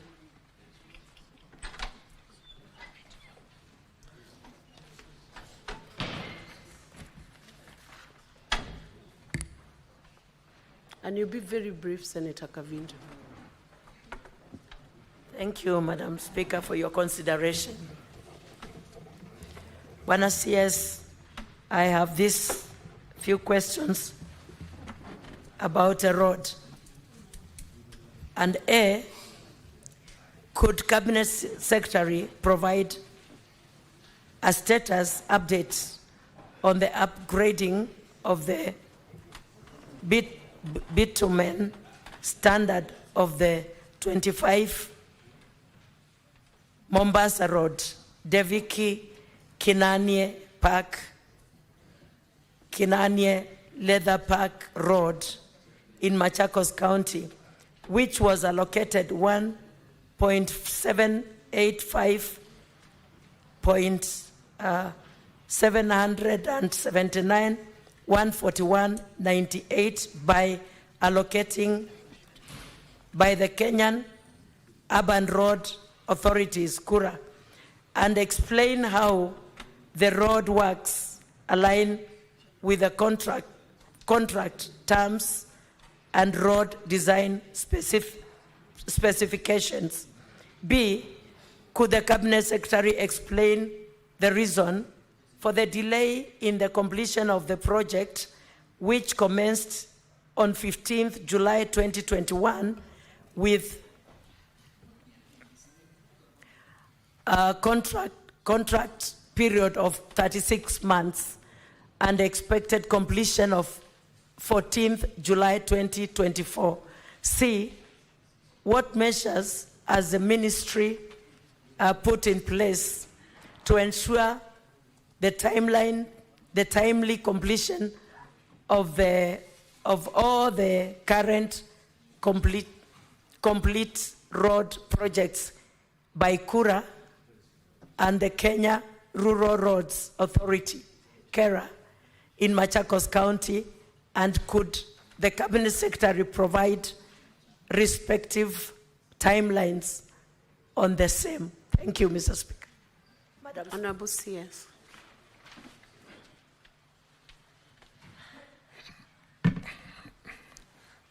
Thank you, Speaker. Thank you, honorable members. Allow me to rush through this question very quickly because I did visit this road in the last 3-4 weeks.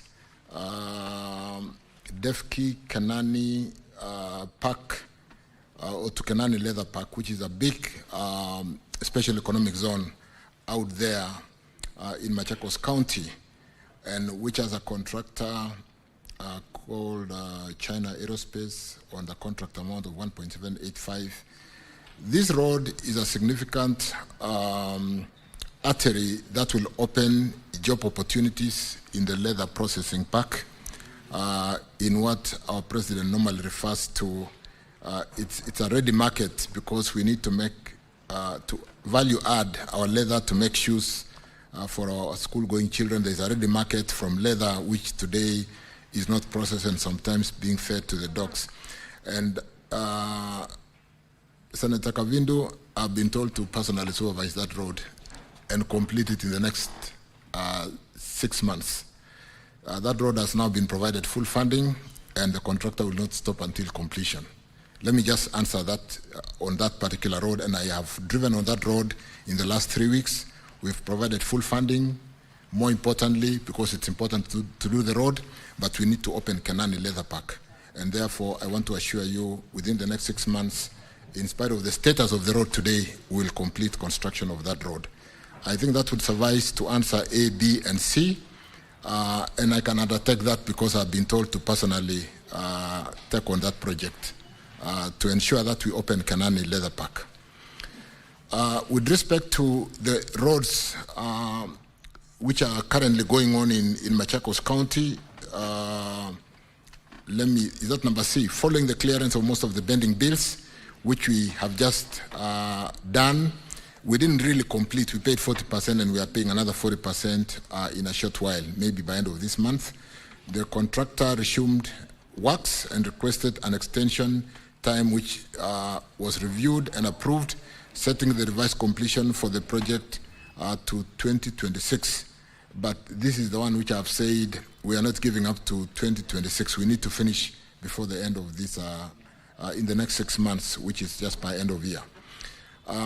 Again, because of, in the interest of time, and I see the mood of the House, I've given a schedule of all the roads in the county, very comprehensive. Allow me not to go through it. I've mentioned, for example, Kenol, Ngoleni, Kaani, Muthituni, Kaseve, with Nyoro construction, a road length of 38 kilometers, the cost of the project, what we've been able to do, and the schedule is basically clear there. You will basically see amounts that we paid in 24-25, and to the extent that we have cleared or paid 40% of the pending bills, and we have another 40% to pay for the outstanding pending bills. We are pushing contractors to get back to work and do what they must do, and allow me to basically stop on that, because the table bringing out the various roads in the county is being presented in a fairly clear way. I thank you. Thank you, Honorable CS. And I believe the second question is answered effectively. You have an extra question. I was hoping that you would not have. Do you have a supplementary?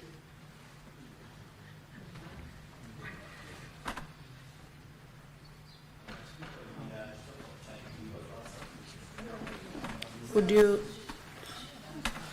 as Senator Agnes, in the interest of time, just ask one question, then others can have an opportunity to ask. Actually, I won't ask any other question. I'm satisfied. If I have any other question, I'll get back to them again. Thank you. Thank you, Senator Agnes. We go back to the order paper, and I want to request Senator for Nandi, Senator Samson Chiralike, to proceed with question number 73. Finally, and to always be patient, because your turn will still come. Proceed. Madam Speaker, but we must also stick to standing order 45. Just proceed to the question. So that proceed we don't to the lose touch. question. Madam Senator Speaker, I read question number 073 and I request to read both concurrently since they are short. Madam Speaker, to the CS, what is the current status of the redesign, reclassification and proposed expansion of Eldoret, Kapsabet, Chavakali Road and Kapsabet, Nandils, Awasi, Chemelil Road? And secondly, Madam Speaker, could the Cabinet Secretary provide the projected timelines and budgetary allocations for their implementation? My second question, Madam Speaker, is question number 074, sorry. To the Cabinet Secretary, could the Cabinet Secretary provide the implementation status and expected timeline for the expansion of Nairobi, Nakuru, Eldoret corridor inclusive of Malaba, particularly the dualling of Rironi Nakuru and Nakuru Eldoret Malaba highways, which are critical in easing congestion along the northern corridor? And finally, Madam Speaker, could the Cabinet Secretary indicate the identity of the contractor for the projects as well as the funding arrangements? I thank you. Thank you, Senator Chirchir. Honorable CS, you may proceed to answer. That means you have been combined for question number 73 and 74, I believe. Yes. Thank you, Chair. Thank you, Senator Chirchir, for those questions.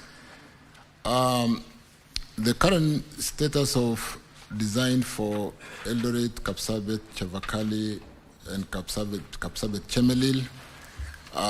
Honorable Speaker,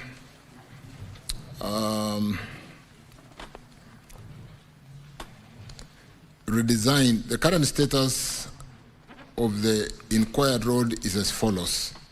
I thought there was a question in the written question about Moiben Junction, Eldoret Town, all the way to Mlango, the sides of what do you call the teachers college there? Mosoriot. Have you added an additional one? No, it was in the question, so allow me to answer, though the senator did not speak to it. Let me answer as follows. Kenya, though you didn't mention, but it's in the written question. Kenya has completed the design of the 55-kilometer Moiben Junction. That is towards the Iten side, though we'll go a bit towards Elgeyo Marakwet and go towards Chepkoilel University on the dualling, through Eldoret Town, through Airport to Mlango Shopping, but we want to come towards the teachers training college there. Did you say, is it called Mosoriot Teachers College? We think that is the place where the dualling should start. The designs have been completed. We are looking for funding to basically decongest the town and get movement of people from Mosoriot Teachers, not Mlango, all the way to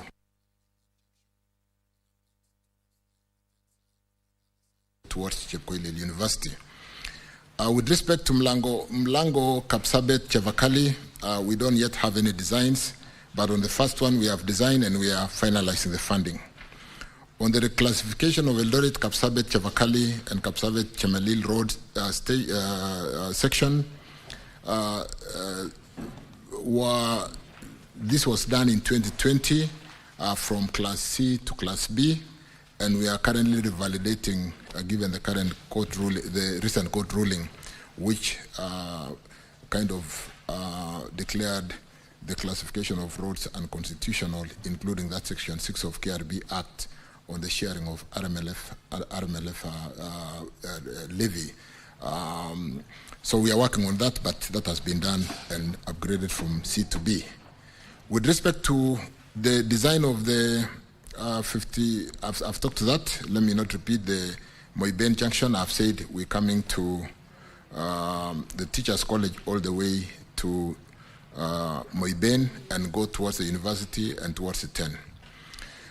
With respect to the maintenance of the Eldoret, Chebarbar, Kapsabet, Nandi Hills, and Kapsabet, Chepsonoi, and periodic maintenance contract for Javakali, Chepsonoi, which was also in the question paper, that is ongoing, and the works under those contracts are expected to commence shortly because they went to tender. I think we had to retender because there was a small challenge.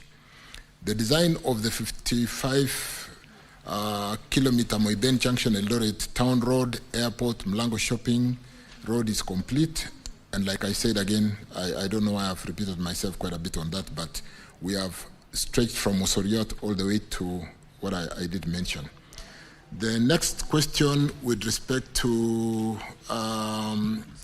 74, let me just quickly go to 74, and because of time again, I'll spend a bit of time with Cherargei outside here because I understand that region well and we are doing quite a bit of some work there. Could the Cabinet Secretary provide implementation status and timelines for the expansion of Nakuru? Just to remind ourselves, Nairobi, Nakuru, that is Rironi.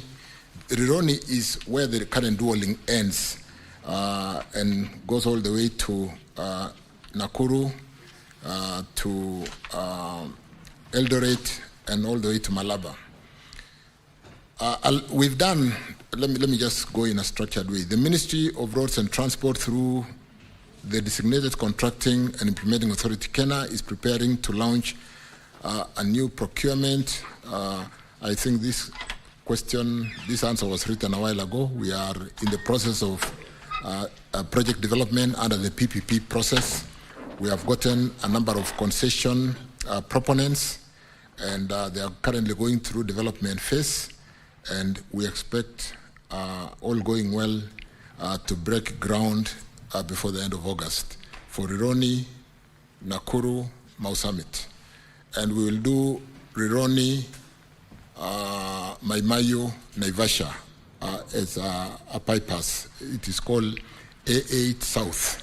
So we'll do A8, A8, which is Rironi, Naivasha, Nakuru, all the way to Mau Summit.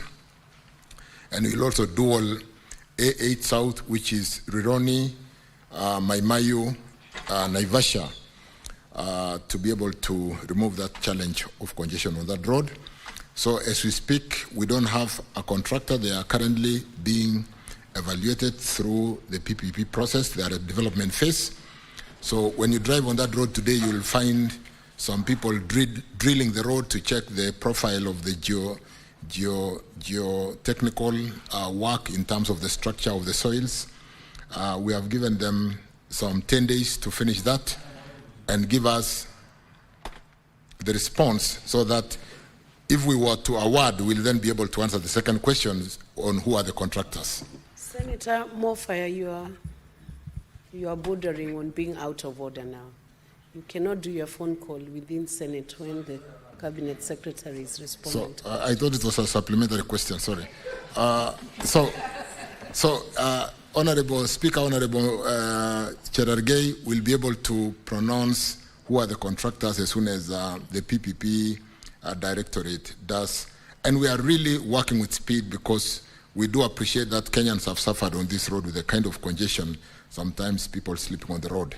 So we expect to break ground, given successful process, we'll be able to break ground before the end of August next month. With respect to the design of Chepterit, Eldoret, Leseru Junction, the design proposes dualing the whole length of road from Cheptiret to Leseru Junction, and construction shall be carried out again because Mheshimiwa Cherargei knows this road very well. We are going to work from this side called Kiblaskei, go through Eldoret town, all the way to Mailetisa in Leseru side on that side. We can have more discussion on that outside because of time. I think I've adequately addressed Cherargei's question. Thank you. Senator Cherargei, do you have a supplementary? Yeah. can proceed. I'll just give one supplementary for the entire questions, Madam Speaker, so that I can allow my colleagues. Just one comment, one question to the CS. Of all these roads that interconnects between Chavakali, Kapsabet, and Nandils, there are roads like Nandil, Simaki, Tulua, Chepterwai, Chepsaita, Madam Speaker, and repair of Chepterit Mo University, where they are using Maram and tarmac instead of using tarmac. That is Chepterit Mo University. And then there is this road of Jemuswa Danger. They are all interlinked and Celia. I'm happy, Madam Speaker, through the CS that Celia, Talai, and Timborwa, Baraba, Potapoto, the contractor is on site. But on these other roads from Nandil, Sibaki, Tulua, Chepterwe, Chepsaita, Chepterit Mo University, and Chemuswa Danger, there is nothing on it. Can the CS, as they say in Catholic, sema neno moja tu na roho yangu itapona? Can he say something about this interconnect road? I thank you. Senator Chirchir, do you need your roho to ponya, and why are you mixing the parliamentary languages? Proceed, Honorable CS. I hope you do understand the two languages.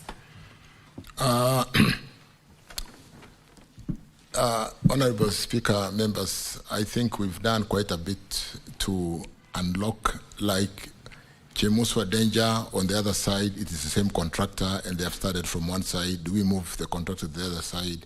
Do we get two gangs so that one gang starts from the other side? And yes, we are able to do that given the fact that we've lately paid the contractors. And I'd like to encourage members, when you drive past and meet some of these contractors, we need to talk to them. They were in a really very sorry state. We owed them money, they owed subcontractors money, they owed suppliers of cement, steel, they didn't pay salaries. But with the unlocking of that challenge, I want to confirm that, without repeating that, all those roads that Senator has talked about are funded in the current financial year.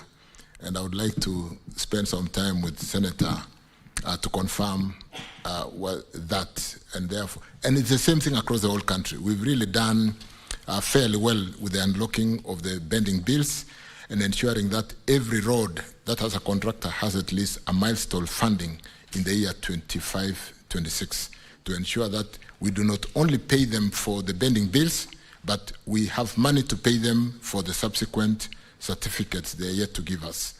All those roads, Senator, have been funded. And I want to spend some time outside here with you sometimes to confirm that. I thank you. I'll allow Senator Joyce, Senator Boni Halwale to ask supplementary questions on that. Senator Joyce. Yeah, thank you very much, Madam Speaker. I would want to really appreciate the CS for the way he's handling the ministry, but I still have one question, which I know is brief to it. I don't know what the plans the ministry has concerning a road that is sharing the same problem with what Honorable Gerarge has said, that is the road from Chebole to Shongiroi to Emurwadigir, Silibwet, Olengurwani, Silibwet, Chamaner, and Kiagong, Sigor. What are the plans that the ministry has? Because these are the roads that have been having a challenge with the bending bills, and they have been in construction for the last 4 years. And the same roads are also getting worn out before even they are completed.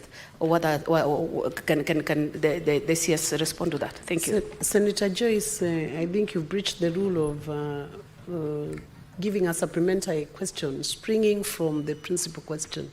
But I do not know whether those places you have mentioned are connected to the roads that Senator Chirchir asked about, and whether Honorable CS would be prepared to answer that from the top of his head without having prepared for it.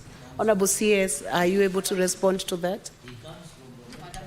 It has no relation. He's the CS for transport and roads in Republic of Kenya. So let him respond for himself. CS, Honorable CS. Thank you, Speaker. I drove on that road called Darajasita Chebole this weekend, and I think they'll finish recarpeting in the next 2 weeks. With respect to Chebole, Labotiet Digir, we are reconstructing starting this financial year. Kyogong, Sigor, Chebunyo is ongoing because of the pending bills payments. The contractor is on site, and the Senator may be aware of that. And on Silibwet, Merigi, Kapkimolu, Alongisa, the contractor is on site. I think he's giving us an additional certificate. We paid the pending bills in December, and they have done 7 kilometers of tarmac, and we have money to pay, and it will continue for the next milestone. Thank you. Olengurwane, which one is that? Olengurwane to Silibwet on the other side. We also funded it in this kind of financial year, and will be tendering for that road to be rebuilt. I thank you. Senator, thank you, CS. Senator Boni Halole. Madam Speaker, on question 74, dwelling Rironi all the way up to Malaba. When Cabinet first announced, you told the country that that's exactly the project you're going to do. But now, in the House, you have shifted goalposts. You are saying you'll stop at Mau Summit so as to allow you to now go to Mai Mahiu and hopefully Narok. Are you doing this, Minister, so as to once again lock out Western Kenya from this modern process? My last question, Madam Speaker, is on 73 about Kapsabet Chabakali Road. Madam Speaker, this road reaches Chepsonoi, goes to Chabakali, and goes to Shinyalu and Kakamega. The President announced 2 months ago, while at Shinyalu Market, that he's putting money on this road. Chepsonoi, Shinyalu, Kakamega. Can you confirm that this project is on and when the construction is going to start? Thank you, Madam Speaker. Honorable CS. Thank you, Speaker. Thank you, honorable members. I think the concessioning, like was asked of a bridge, is subject to an investor being able to get return on investment as to whether the road can return on the investment at a rate that is attractive to be able to build the road. And at the moment, the traffic between Rironi, Nakuru, and I think we've moved all the way to Mau Summit. Interest from the investors. Mau Summit, Eldoret, all the way to the border. PS Kipto has just come back from China, and Asian Investment and Infrastructure Bank has expressed interest. And so we are working on that section of the road, albeit it may not have the kind of traffic to attract investment put through this Asia Infrastructure Investment Bank, which and will be working to finalize that.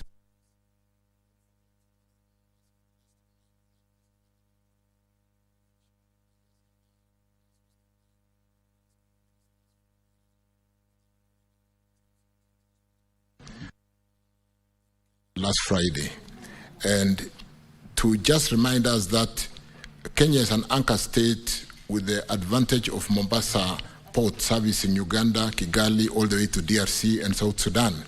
It is in our interest to open the corridors so that we do the transit trade and take advantage or competitive opportunity as a country while we service those countries complete at the border. And then, like I said, Asia working with us on that road.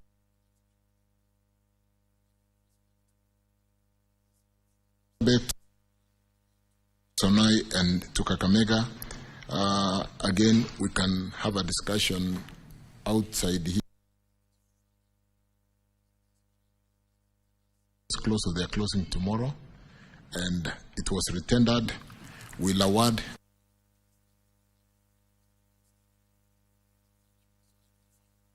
are available.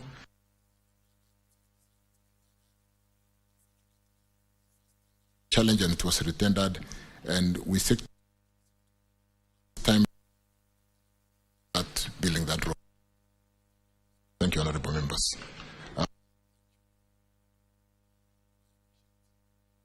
Really lay clarity on any areas on the road infrastructure for this country. Thank you, Speaker. Thank you, Honorable CS. We'll now go to question number 88. Senator for the Rakanidi County. Thank you, Madam Speaker, for this opportunity. I want to know from the CS roads criteria that the roads board uses to determine the allocation of the roads maintenance levy, RMLF, to each county. But two, Honorable Speaker, could the Cabinet Secretary explain the significant reduction in the RMLF allocation in the Rakanidi County from 111 million in the financial year 2023 to 2024 to 70 million in the financial year 2024-2025? Honorable CS.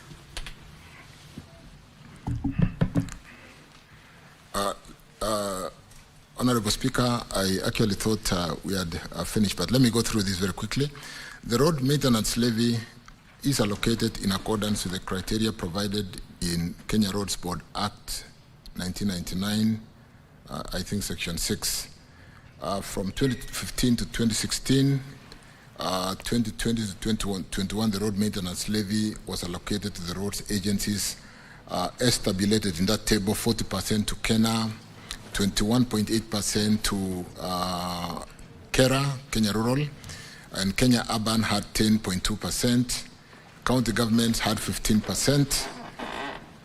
Allocation, which was a special for emergencies and for disaster, and which sat in the CSS office, was 10%. Kenya Wildlife Service was 1%, and 2% for Kenya Roads Board, totaling 100%. Effective July 2021, honorable members, the conditional RMLF allocation to counties was discontinued with the National Treasury, including this allocation as part of the equitable share of revenue to counties. The 15% road maintenance levy fund allocation to counties therefore reverted to Kera and Kura, because you know this RMLF is a conditional, it's really a levy for maintaining roads, and it can only be used for roads, and therefore otherwise it can only be a conditional grant. The county governments additional allocation bill 2024 proposed to allocate some 10.522211853, that is 10.5 billion from RMLF to the 47 counties in the financial year 2024-2025. A formula for determining the quantum allocation to each of the 47 counties was therefore developed under a multi-agency approach that included the Commission of Revenue Allocation, National Treasury, and the Kenya Roads Board. The formula took into account 5 factors, including basic equal share, length of the road, network, and proportion of paved and unpaved road in each county, the climate condition, the soil types, the rural index, which include including the traffic on the roads, the class of the road, which is not mentioned here, and all those factors, all those are factored in the formula to the allocation. Each of those factors, honorable members, was assigned weights as tabulated in that table, which I don't wish to go through, in terms of weight of main criteria and sub-criteria, and weight of and percentages thereof. These criteria were to take effect in the financial year 2024-25 in the event that the county governments were to benefit from the road maintenance levy allocation. However, the proposed allocation of 10.5 billion was the subject of dispute between the National Assembly and the Council of Governors, resulting in a court case that was determined sometimes last month. Yes, in November 2024, Kenya Roads Board disbursed 3.682,774,149 billion to, or 3.68 billion to counties using the formula, with Tharaka Nithi receiving 55.9 million as shown in the response there. Kenya Roads Board honorable members did not allocate funds to counties in the financial year 23-24. Going forward, Kenya Roads Board may resume allocating roads maintenance levy to the counties based on the guidance of this House and the High Court. But let me hasten to say there's been further development since I gave that response to the House, that after the court ruling, we are working with the National Assembly and will be coming to the Senate to agree on the formula and the sharing, because the court did declare Section 6 of the KRB Act, which has that formula, unconstitutional. So we need to amend that section quickly through the two houses. It's a devolved function with policy and certain aspect being with the national government and the county government having certain aspects as defined in the Constitution. And therefore, we are working quickly to unlock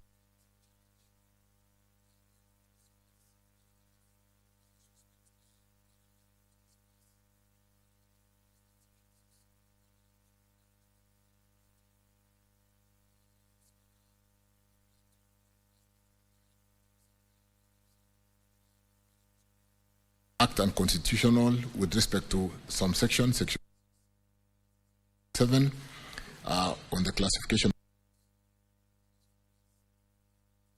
counties in the share of road maintenance levy fund. The state is working very closely with the Senate, because that is a bill amendment or an amendment that basically will require passing, and if we work closely together so that we avoid mediation, we'll be able to unlock that challenge and be able to disperse RMLF to support, manage our roads, which are not in very good state, particularly after the April rains. Let me stop there and thank the House again for inviting me, and Honorable Chair, I can take any. You are not yet done until you are discharged by the Chair. You still have a supplementary question from Senator Gataya. Honorable Speaker,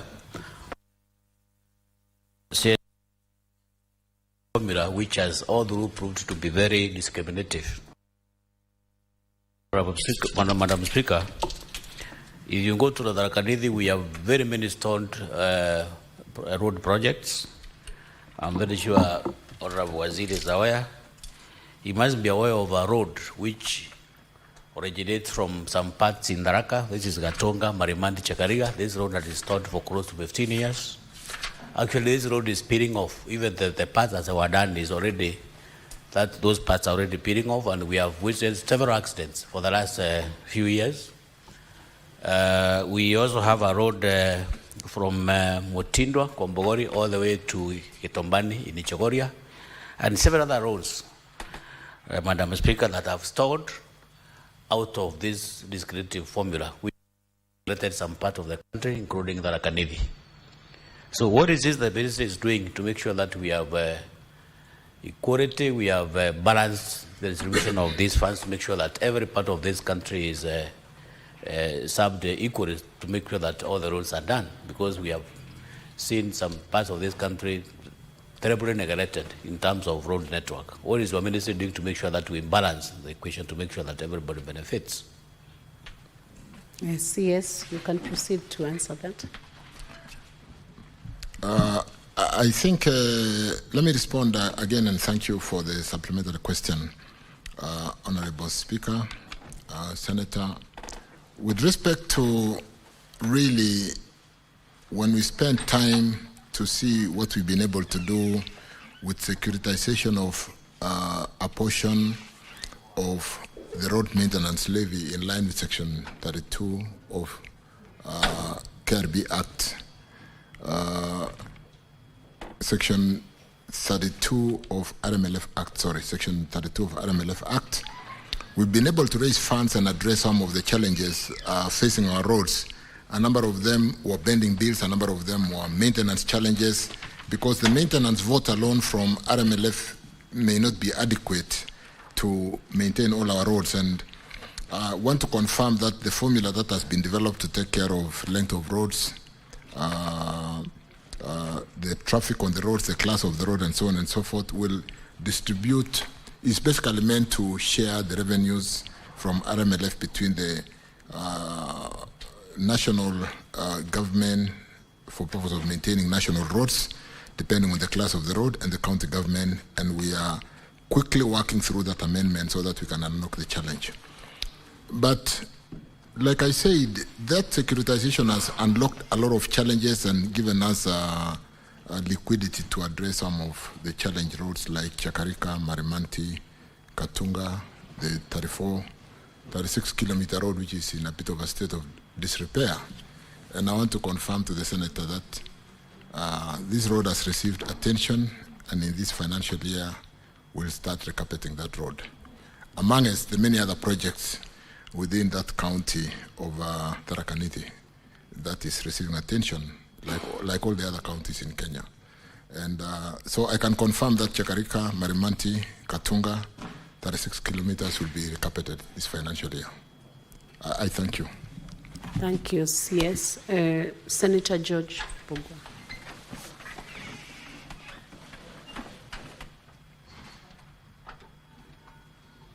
Can you give him the mic? Thank you, Madam Speaker.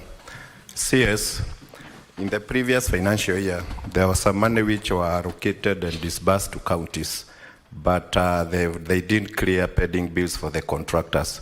What is your ministry doing through the Kenya Roads Board to ensure that the counties don't start new projects before they pay the pending bills for the work which was done previously? Thank you. CS. I think with respect to really accounting standard and fast charge, where debt should really be paid ahead of even paying ourselves salaries, what we have done with the securitized 7 shillings is accrued all the pending bills for every road in Kenya, and we will clear those pending bills with the raising of that 175 billion. So the pending bills up to December 2024 will really be addressed without any favor in terms of, like we've paid everybody for the first 40% of the amount we owe. We are paying the next 40% of the balance by end of this month, maybe first week of August. And what we did in the budgeting before really picking on any new project is to make sure we provided funding for at least 1.5 or 2 certificates for the works, for the new certificate that will come, so that we don't accrue pending bills again. So in terms of, and I agree with Senator, in terms of prioritization, it would really not be right to just be developing new programs when we are not paying pending bills. So we are paying all the pending bills up to December, and we provided for funding and liquidity to make sure that we are able to pay for at least 1 certificate that is accomplished by the contractors. So I want to assure this House, Honorable Speaker, members, that we are on top of this, and we'll try to, as much as possible, minimize that challenge of accruing pending bills while we are developing new projects. Again, thank you, Speaker. Senator Dan Manzo, did you have a question? Or it was the question I had with the CS is a little bit different, although related to a question you asked at much earlier. as to what happened, because Ari alone had been here and I'd asked him a question and he promised to see me at his office, but that never happened. So what happened to Kia Emali? CS, that's a concern, it's a genuine concern. You could address it. When I was coming into the House this morning, Senator came to receive me, and I thought we had agreed on how we were going to sort that out. So I'll be seeing the Senator hereafter to address that. But I guess because of just call of duties, I can see Senator Manzo and address that challenge. But I didn't quite hear the first part of the question. I wish to more on a serious note address. Was there a question? You saw me struggling to hear. Sorry. Thank you. Ukia Emali has now been funded. You are aware we closed the bids for Ukia Emali. Is it Emali Ukia or is it Emali Ukia? There was a fight when we were advertising on to whether we should publish it as Ukia Emali or Emali Ukia. But that has been advertised, has been closed, is undergoing evaluation. We have funded in the current financial year to be able to have mobilization and funds for the first milestone. And Ukia Emali will start in due course. I thank you. So, Honorable CS, I want to thank you on behalf of the House for the questions you have responded. Senator Bass, you had a question? Yes. You don't appear on the dashboard, but you can proceed and ask the question. Thank you so much. Now that we have a few minutes. Thank you, Madam Speaker. Madam Speaker, I want to first thank the Minister. I think it's been a long day for him. Honorable CS, my question is about the northern road. The road that goes from Siolo to Mandera. I want to thank the President for standing firm to see that that road is actually on progress. Actually, it's progressing. However, there are some challenges, especially delay of payments. Some sections have started, some sections have not started. But however, the other one has been, the one for Samatar Wajir has been already been advertised. I saw it yesterday. But the two sections that were under annuity, that is Madogash, Samatara, and Rambo Mandera. What is the position of the annuity? Because the last time the President has promised that the Kenya is going to take over, or the government is going to take over, to assure that this road is done completely and not in patches. Thank you so much. Senator Abbas, that's a road that is notoriously known in Kenya, especially in the social media. The road that has brought a lot of interest, actually. That has brought a lot of attention. A lot of interest, yeah. And it's become popular, you actually. could speak into it.